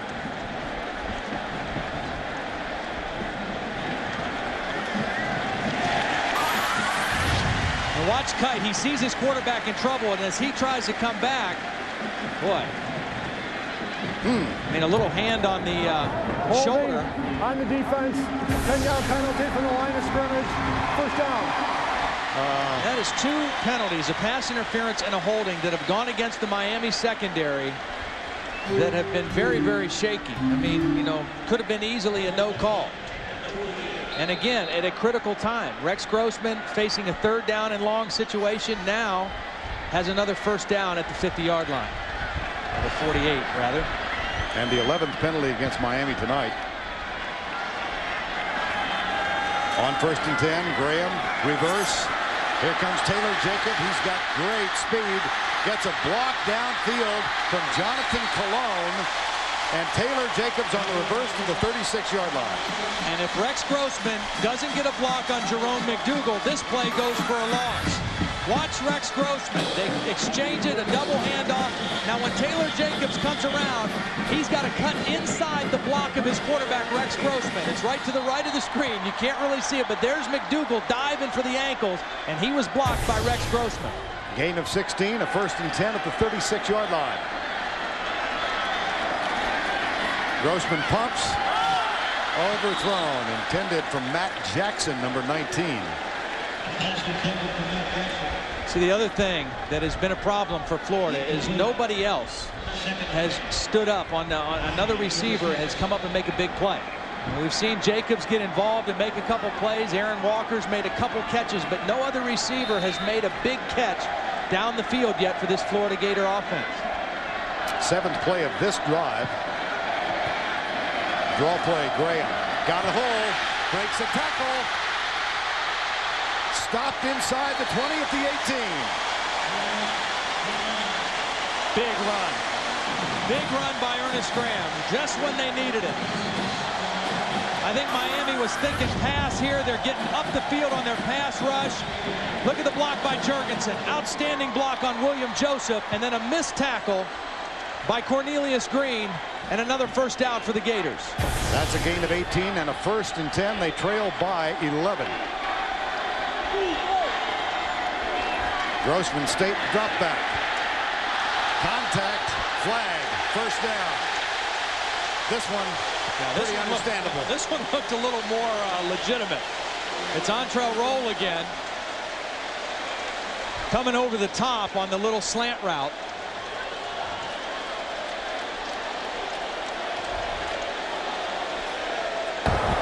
Pass interference on the defense.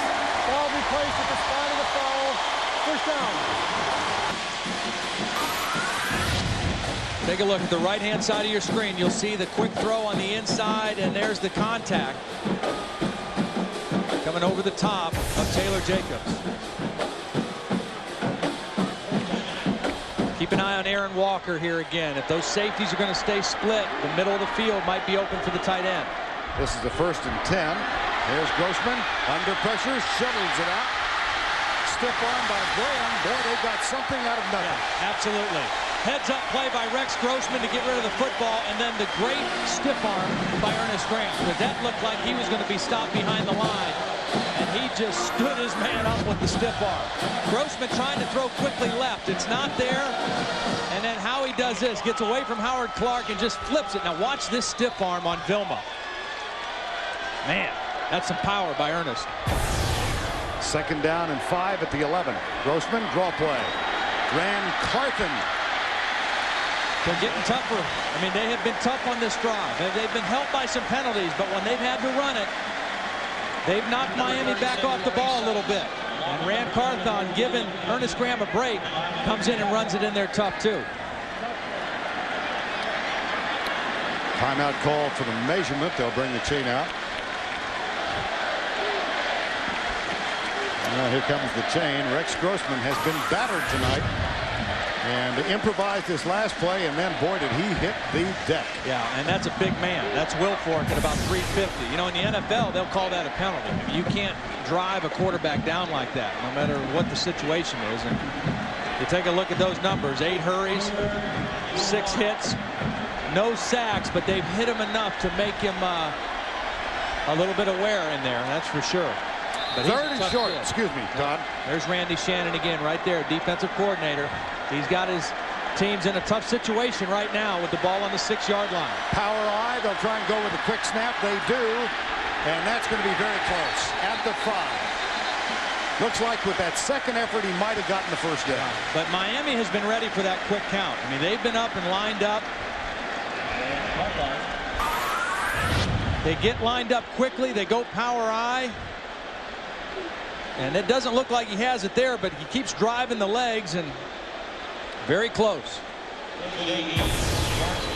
Good surge by the Miami defense. So we'll stretch the chain again. You know, it's just amazing to me. There are teams, good football teams all across the country that would love to have 2, maybe 3 good defensive linemen. And this team has 8, Miami. It's amazing to me that they could have so many good players in that front 4. And what a foundation to build your defense around for Larry Coker and Randy Shannon. There's one of them, Andrew Williams. Saw Santonio Thomas in there a while ago. And Ernest Graham is the only setback now. 3 wideouts on 1st and goal, Florida at the Miami 5. Single coverage out top. Grossman looks that way. Well covered.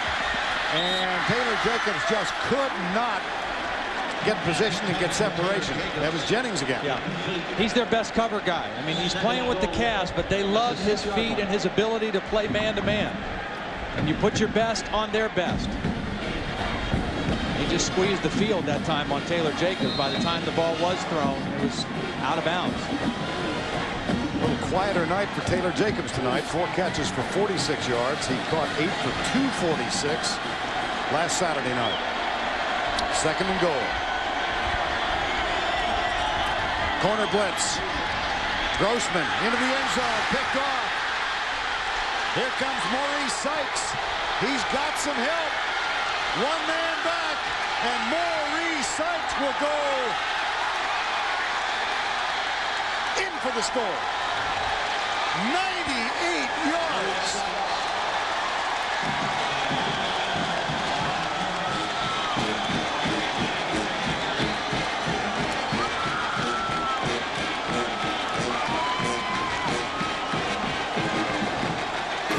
I think Rex Grossman got caught staring on this one. Maurice Sykes, he kind of eased up on the throw and tried to guide it in there, and Sykes was reading the quarterback the whole way. He was freed up. He didn't have any coverage responsibilities, and he made a huge play. Severs with the extra point. Capshaw, a nice job of getting the snap and putting it down. Larry Coker leads the applause. Boy, oh boy, what a turnaround. 1st and goal for the Gators. And the next play, touchdown. And Grossman, you can see he kind of short-armed that one. He didn't step into it and throw it. He was backing away as he tried to get it to Perez. And Sykes reading it the whole way. What a play by the Miami defense. Let's change the yardage and give Maurice Sykes 1 more yard. make it officially a 99-yard return. Again, the pressure. Rex Grossman was backing up when he threw it. He didn't get to step into it. And Maurice Sykes made him pay for it.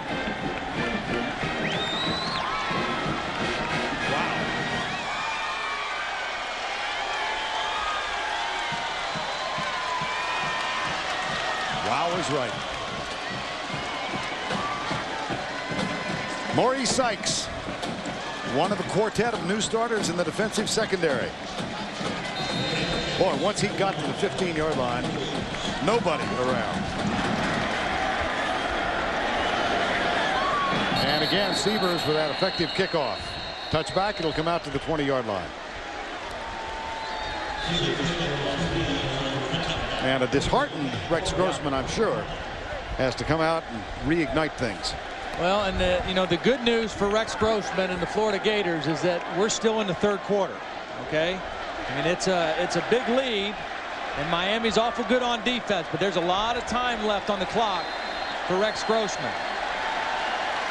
That was. Look at him. He is a competitor now. I'm gonna tell you, he wants to get back on the field and get after it again. He knows he made a mistake. He's going to try to make up for it now. Here's Grossman. Draw play.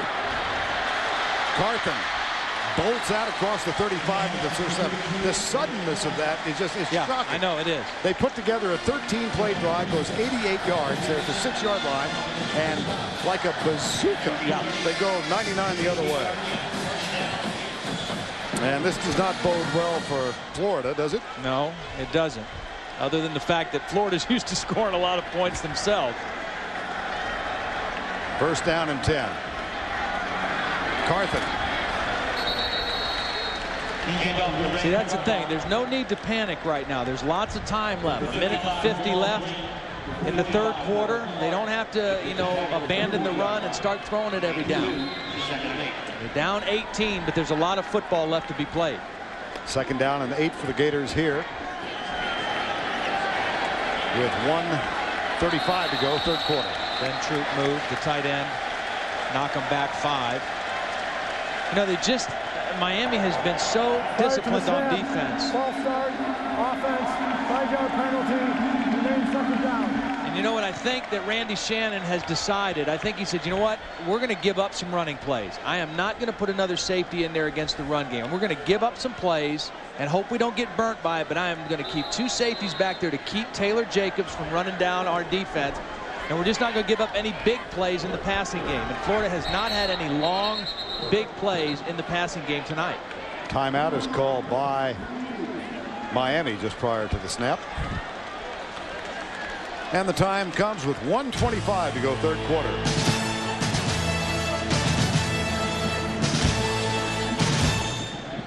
(34-16). Maurice Sykes with the second longest pass interception in the history of Miami. Selwyn Brown in 1985 had a 100-yard return against Boston College. Now Rex Grossman on 2nd and 13.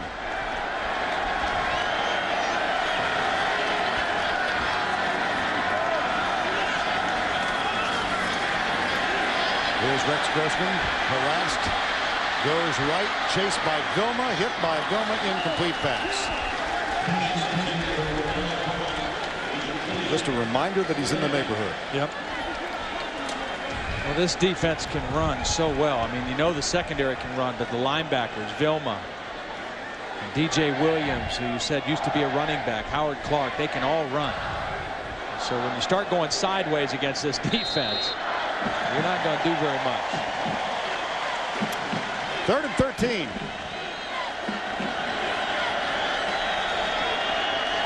Prevent look for Miami this time. 3 deep safeties.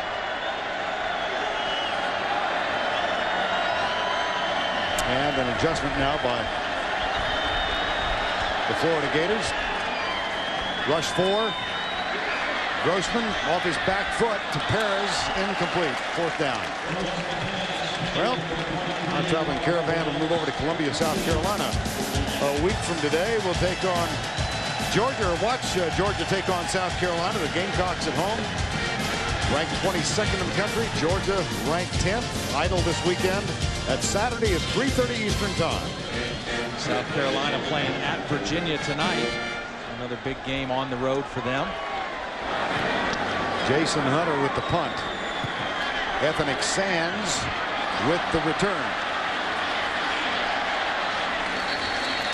You know, I went back and watched the Sugar Bowl game a couple years ago, and even though the defensive system at Miami was a little bit different, the bottom line was they were still able to not let Rex Grossman get into a rhythm. They were able to knock him around, get to him enough to where he never got into a good rhythm. And they've done the same thing tonight. I mean, even that last third down throw, throwing off his back foot. They've got to him enough. They've bothered him enough to where he looks uncomfortable at times in the pocket. And that, we've seen enough of Rex Grossman to know that when he's in a comfort zone, he is almost unstoppable. Ken Dorsey, meanwhile, has had much the easier of it tonight when pressure is concerned. Here's a handoff. And Geathers gets it out to the 46-yard line. Well, let's take you back to that 2001 Sugar Bowl. In New Orleans, the Gators scored first as Kirk Wells caught this touchdown pass. From that point on, all Miami. Dorsey, then as now, with 3 touchdown passes. Some guy named Jeremy Shockey caught that one. Dorsey threw for 270. Butch Davis and the Hurricanes finished the season 11-1 and ranked second in the country. They came back, won it all last year. 2nd and 4. Geathers, watch out. One man, Johnson, gets him out of bounds at the 19-yard line.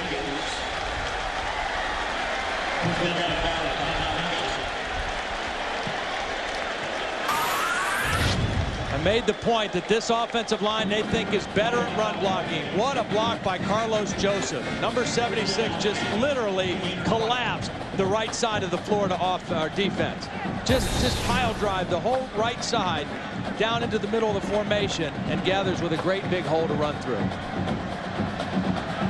One more play in the third quarter. We've got 3 seconds remaining. Andre Johnson, Roscoe Parrish, break off wide to the right.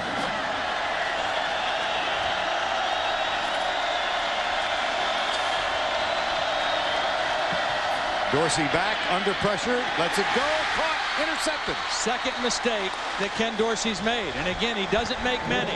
There was a mix-up at the start of the play. Somebody went the wrong way, either the running back or Dorsey, so they didn't get the right play fake, and then he just kind of threw this one up for grabs. You just don't see him do that.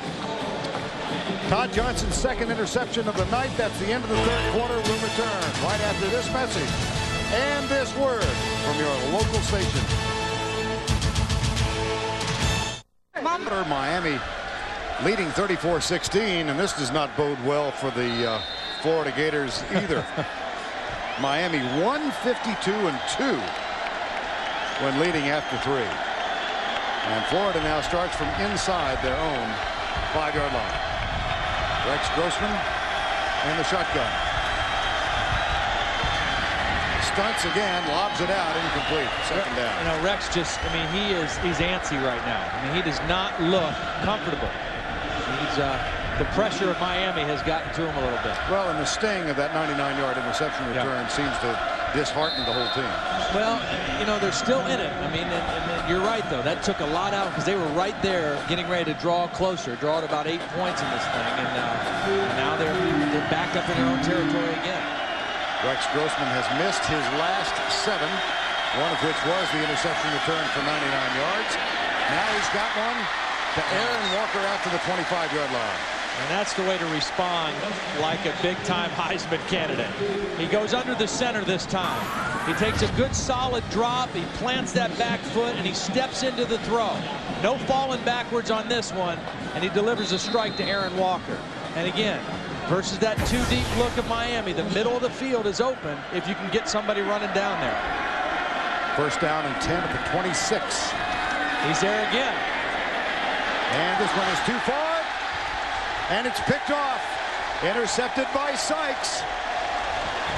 Second interception for Mo Sykes. Mark Stoops said he was feeling pretty good about this young secondary the last couple weeks. They try to get it to Walker again, right in the middle. He's open, but the ball is overthrown, and Sykes right there to make the play. Rex had what he wanted, just couldn't get the thing down. And what a nice interception by Sykes, keeping his arms under the football. Well, Sykes, no return on this one, but his second pick of the evening. And a first down, Miami at the 48-yard line.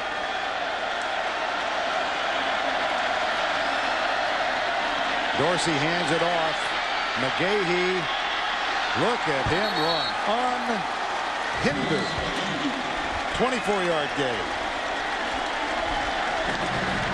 You know what's amazing to me is that this team could lose 11 guys to the NFL. 5 of them in the first round. And they could come back and look this strong at this point in a new season. That's scary to me. Well, last week it was Jason Geathers who picked up 199 yards on the ground. Tonight, on his 21st carry, McGahee has reached the 194 mark, and he will add to it here. A fumble, but the ball had been ruled down. They called him down.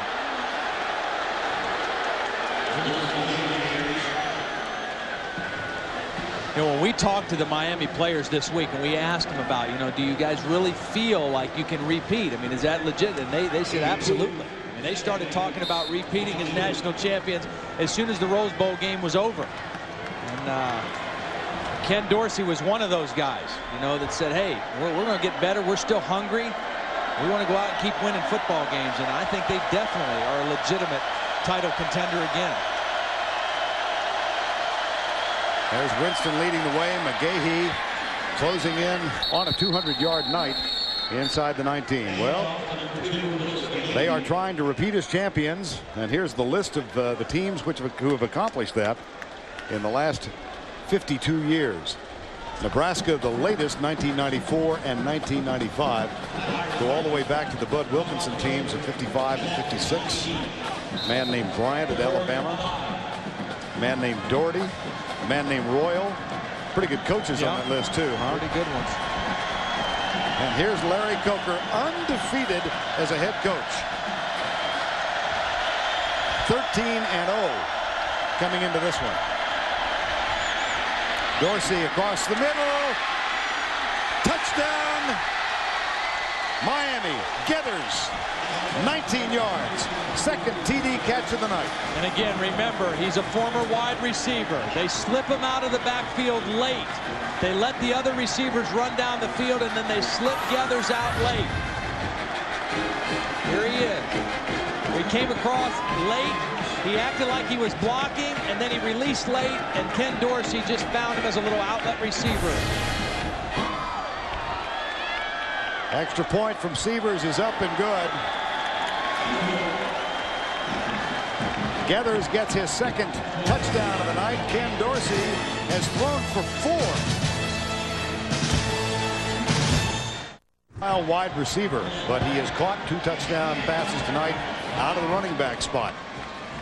And 48 yards after the interception. Bingo.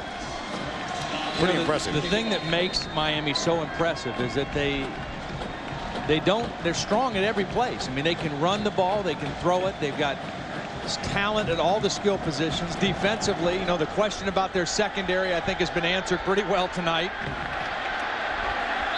And Ratliff will take a knee. It'll come out to the 20-yard line. Well, more tennis coming up for you. The Williams sisters battle for the women's championship at the U.S. Open. Serena Williams against Venus Williams. Our crack crew, Dick Enberg, Mary Carrillo, John McEnroe will be there to bring it all to you.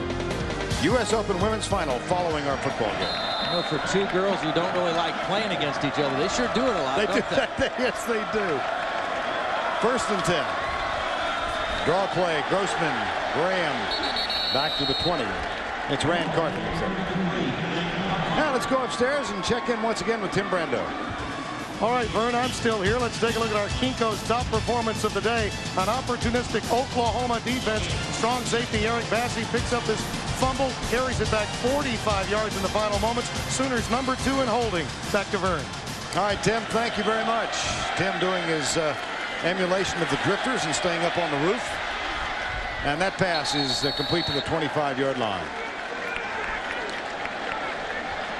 Good to have Tim and Spencer with us, isn't it? We should make this a regular occurrence. Sure he is. Got a pretty good seat. Get them out of the comfort of New York City and on the road. You know, even though Alabama lost that game, that's a pretty impressive effort for Dennis Franchione's team going out to Norman, playing all the way well into the final minutes of that football game. It's interesting because Dennis Franchione came and spent a few days with Larry Coker and his staff this summer to talk to him about how they rebuilt the program with the probation and the loss of scholarships. Here's Grossman, and he gets the first down out to the 40-yard line.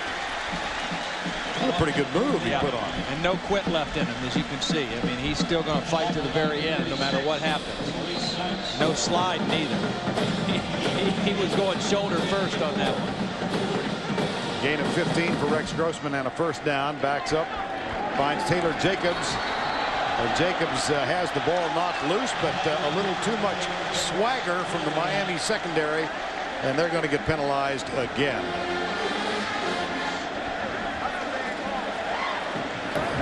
After the play was over, personal foul, late hit on the defense, 15-yard penalty from the line of scrimmage, first down. He led with his head. You know, that was the problem there by Sean Taylor. Came in there with his face guard first, and just not necessary. And again, you know, Miami has escaped the penalty problem tonight. I mean, you know, 13th penalty, but so far, you know, it's not going to hold him back. It doesn't appear, but something Larry Coker certainly will want to address. You saw the numbers for Dorsey and Grossman. This one down the middle, incomplete. Good coverage deep from Vilma. Yeah. Some people might watch that play and say, well, wasn't that face guarding? But there is no face guarding in college football. I mean, you can run down there and not look back for the ball as long as you don't make contact, and John Vilma didn't. John Vilma's looking at the eyes of Aaron Walker, and when he sees him focus on the ball, he puts his hands up instinctively. That's a nice play by John Vilma. Second down, 10, Florida, trailing 41-16. Comes the rush from Jamal Green, and great coverage from Matt Walters, number 91, who is the inspirational and physical leader of this ball club. And again, defensively, the depth of this defensive line. This is a screen pass. It's the fourth quarter, and your defensive tackle, Matt Walters, is running this play down. Here he is right here. Watch him read the screen and then take off. He sees it, he reads it, and then he tracks it down. That's a veteran play by Matt Walters. He read that screen so quickly, he was able to make the play. 3rd and 15. Three-man rush now, indicated by Miami. They'll send 4. Grossman back, and that one's almost picked off, knocked away by Sean Taylor. Well, just look at the body language of these Florida receivers. I mean, it's been a frustrating night for all of them. They've got their hands on their hips. They're walking off the field. Nothing easy. This Miami secondary, the big question mark. All these freshmen and sophomores, how would they handle playing against Rex Grossman here in the Swamp? They have answered the call tonight. They have really been outstanding. And helped in no small measure, Todd, by the pressure of the front 4, actually the front 8, because they rotate those fellows in and out. And here's the punt. Out of bounds inside the 5. It'll be marked at the 2.5-yard line. 10 minutes, 1 second remaining in the Swamp. It's all Miami right now. Is sponsored by Ford, Gateway, Fidelity Investments, and by Jack Daniel's Original Hard Cola. 10:01 to go in this one. Miami's first visit to the Swamp since 1986. This is a home-and-home series for only 2 years. Because the 12th game was added this year, the two schools agreed to play in Gainesville this year, at the Orange Bowl next year, and then discuss a possible game at a neutral site for 2008. Out of the backfield, it's Geathers. Mike Natillo with the tackle. You know, one of the things that is a real luxury for Miami, we talked about the rotating of the defensive linemen, but how about the ability to rotate Geathers and Willis McGahee? And they've got Jarrett Payton back now. They're going to start working him into the action, and Frank Gore back in October. And the depth and the fresh legs that they can keep running in for this powerful running game is what an advantage in football games. Geathers is the deep back in the eye here with Winston in motion, the tight end. And Geathers out across the 10. And time now for the Home Depot Scholar Athlete Award of the week. Ian Scott, number 99 for the Florida Gators, with a grade point average of 3.50. His major, systems engineering. Home Depot's commitment to the investment of our future is shown today by donating $1,000 to the University of Miami's scholarship fund. Ian Scott was also an outstanding basketball player. Gainesville High School, was a starting center on a state championship basketball team. There's the stretch of the chain. And just so we don't confuse folks, that $1,000 scholarship will go to Florida. Yeah. Where Ian Scott is matriculated. Paul D would have taken it. Yeah, I think he would, yes. Folks down there in Coral Gables. Long night for Ian Scott and his teammates, and it all turned on a 99-yard interception return late third quarter after Florida had driven 88 yards to the 6-yard line, trailing by 11. Here's Geathers again. Well, he had 199 last week. McGahee tonight at 199. And they continue to add to this ground total. And I wouldn't be surprised if they don't bust another long run here soon, because Florida is kind of selling out now. They're putting a lot of guys around the line of scrimmage, figuring that Miami's going to run. They're trying to outnumber them in the running game. And if you get through that first line of defense, you've got some open field. So if Florida misses any tackles here, we might see another long run by either Geathers or McGahee. Second down, 5. Good tackle. Reed Fleming, number 40, makes the stop, and it'll be third down. Miami running the football tonight, just doing an outstanding job. Well, like you said, Todd, they are so well balanced. They're well balanced. They're big and physical up front. 276 yards running the football now tonight. And when you can do that, you just open up everything in your offense. You can protect your quarterback. Your play action game is effective.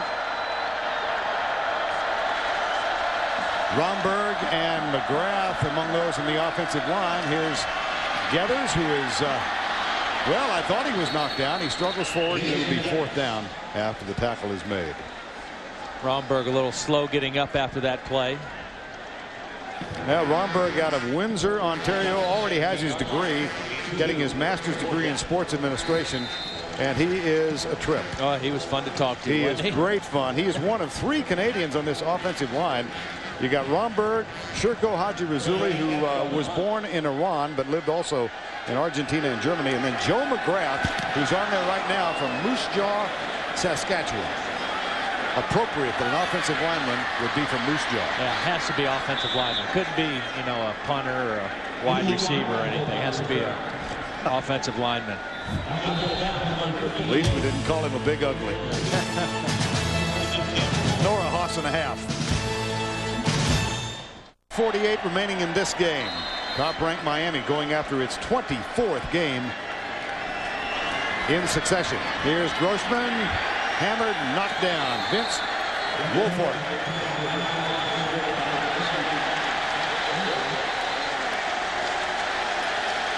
And here is the CBS Sportsline stat of the game. Rushing yards. Miami has rolled for 279, 199 of them.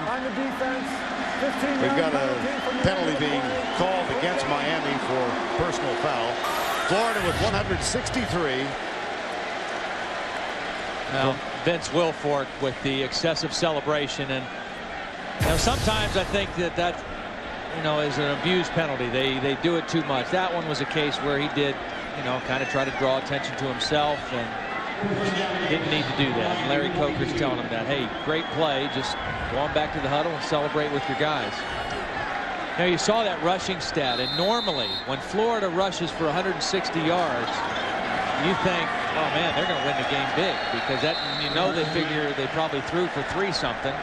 Right. Tonight, only 181 yards passing for Rex Grossman, and plus when the other team rushes for almost 300, pretty tough. You got words to describe what we're watching? Yeah, the sympathy ends. 2nd and 12. Grossman, Taylor Jacobs. Down to the 33-yard line. Everything's short. Well, Miami has not given up a big play. Last week, you knew it wouldn't be like it was against UAB for Taylor Jacobs. I mean, they played him single coverage, and he just ran takeoffs and posts and corners and did whatever he wanted. But everything has been short. 3rd down 2. Graham nailed William Joseph.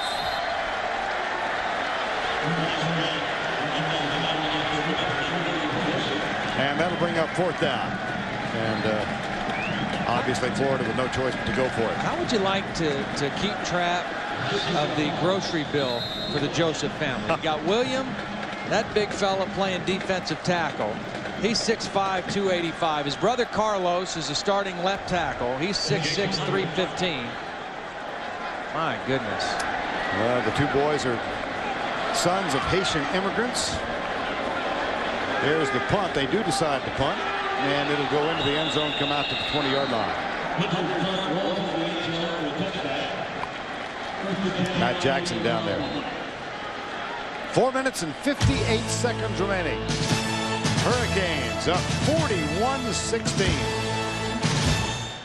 The field goals gave Miami a 6-0 lead. Ernest Graham put Florida on top after the extra point, and then a field goal from Matt Leach gave them a 10-6 lead. But Ken Dorsey toward the end of the first half with a couple of touchdown tosses. This one to Jason Geathers, 27-10 the score. Bam Hardman with an interception return for a touchdown made it 27-16, missed extra point. And here is the key play of the ball game. It was ruled a 97-yard interception return now. From that point, Miami rolled. Jason Geathers with his 2nd touchdown of the night. And Sebastian is having his way with the Gator. Larry Coker still hasn't tasted defeat on the football field. Spent a lot of his career in Oklahoma. Graduated, as we said earlier, from Northeastern Oklahoma State.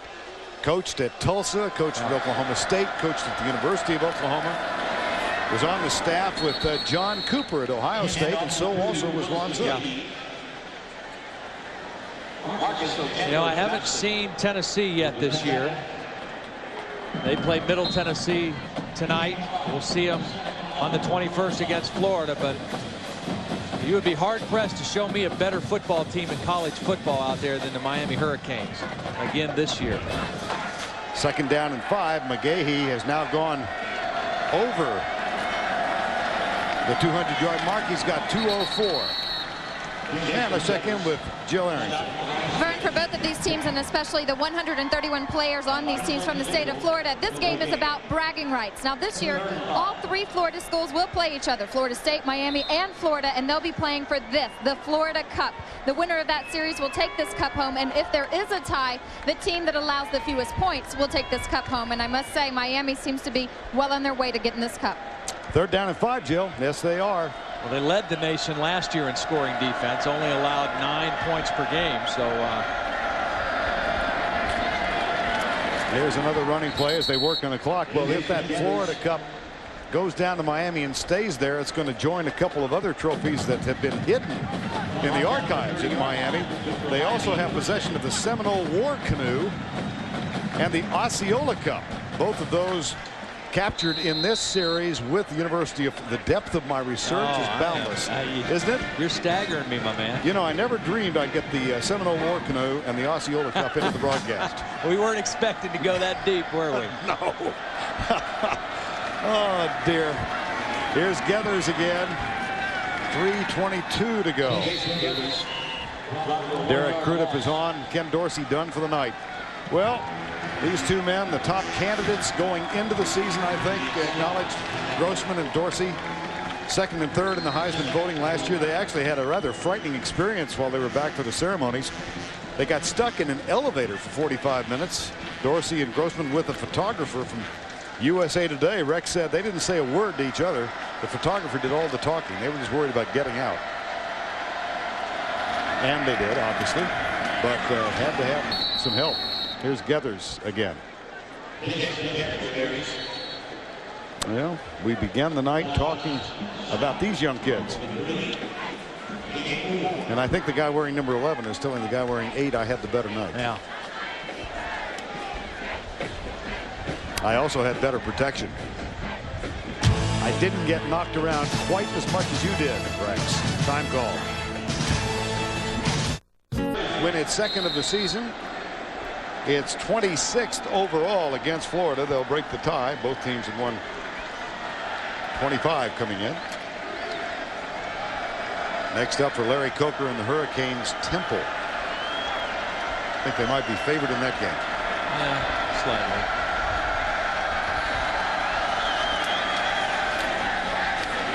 Bounce it to the outside, and this is Payton who gets his first action of the season.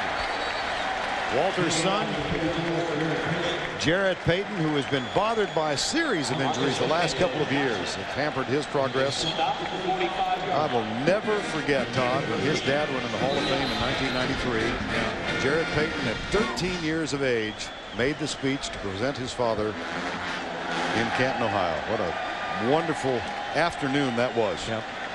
He's another one of those guys who didn't play organized football till late in his athletic career. Was an outstanding soccer player in the Chicago area.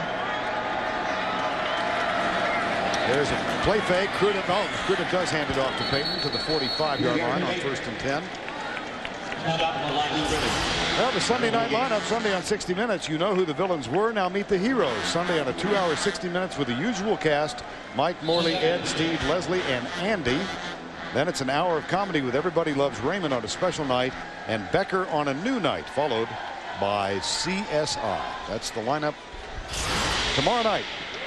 2nd down and 9, and we've got the Williams sisters battling for the U.S. Women's Championship at the Open in New York as soon as we're done.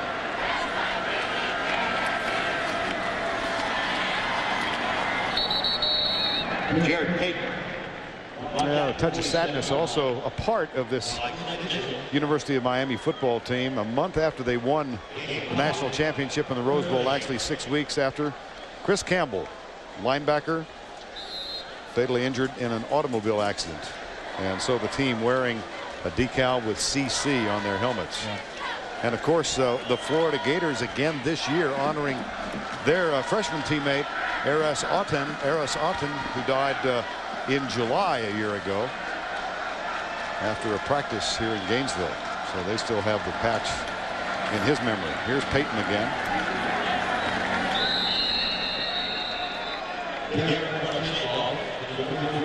.35 seconds remaining, and time to honor our player of the game, Willis McGahee, with 24 rushes for 204 yards, both, as you note, career highs.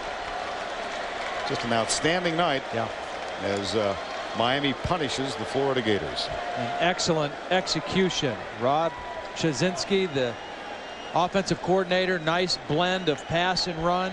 And you know, Larry Coker, I think one of the great things he did when he made Chud his offensive coordinator, he had been the coordinator. He said, I'm going to take my hands off of him. I'm going to let Chud be the offensive coordinator, let him run the offense.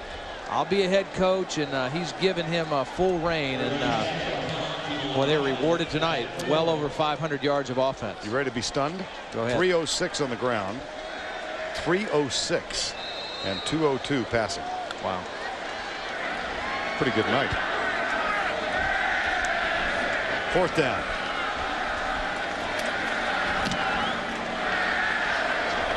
Capshaw's punt bounces and comes to rest at the 5-yard line. You know, another amazing thing is this place was such a hard place to play, and the last 2 times we've been here, we've seen the home team, Florida Gators, get beat. Tennessee at the end of last season in a memorable football game, and tonight the Miami Hurricanes with a complete domination of the Florida Gators. 2 losses in the last 3 home games. They did defeat UAB in the home opener last Saturday night. But that's not a direction you want to travel. No.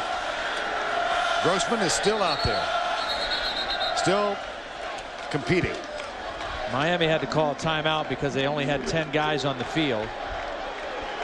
And trying to get the right people in the game. Ron Zook, I mean, this season is far from over for Florida. I mean, this is a tough loss, but there's a lot of big football games left.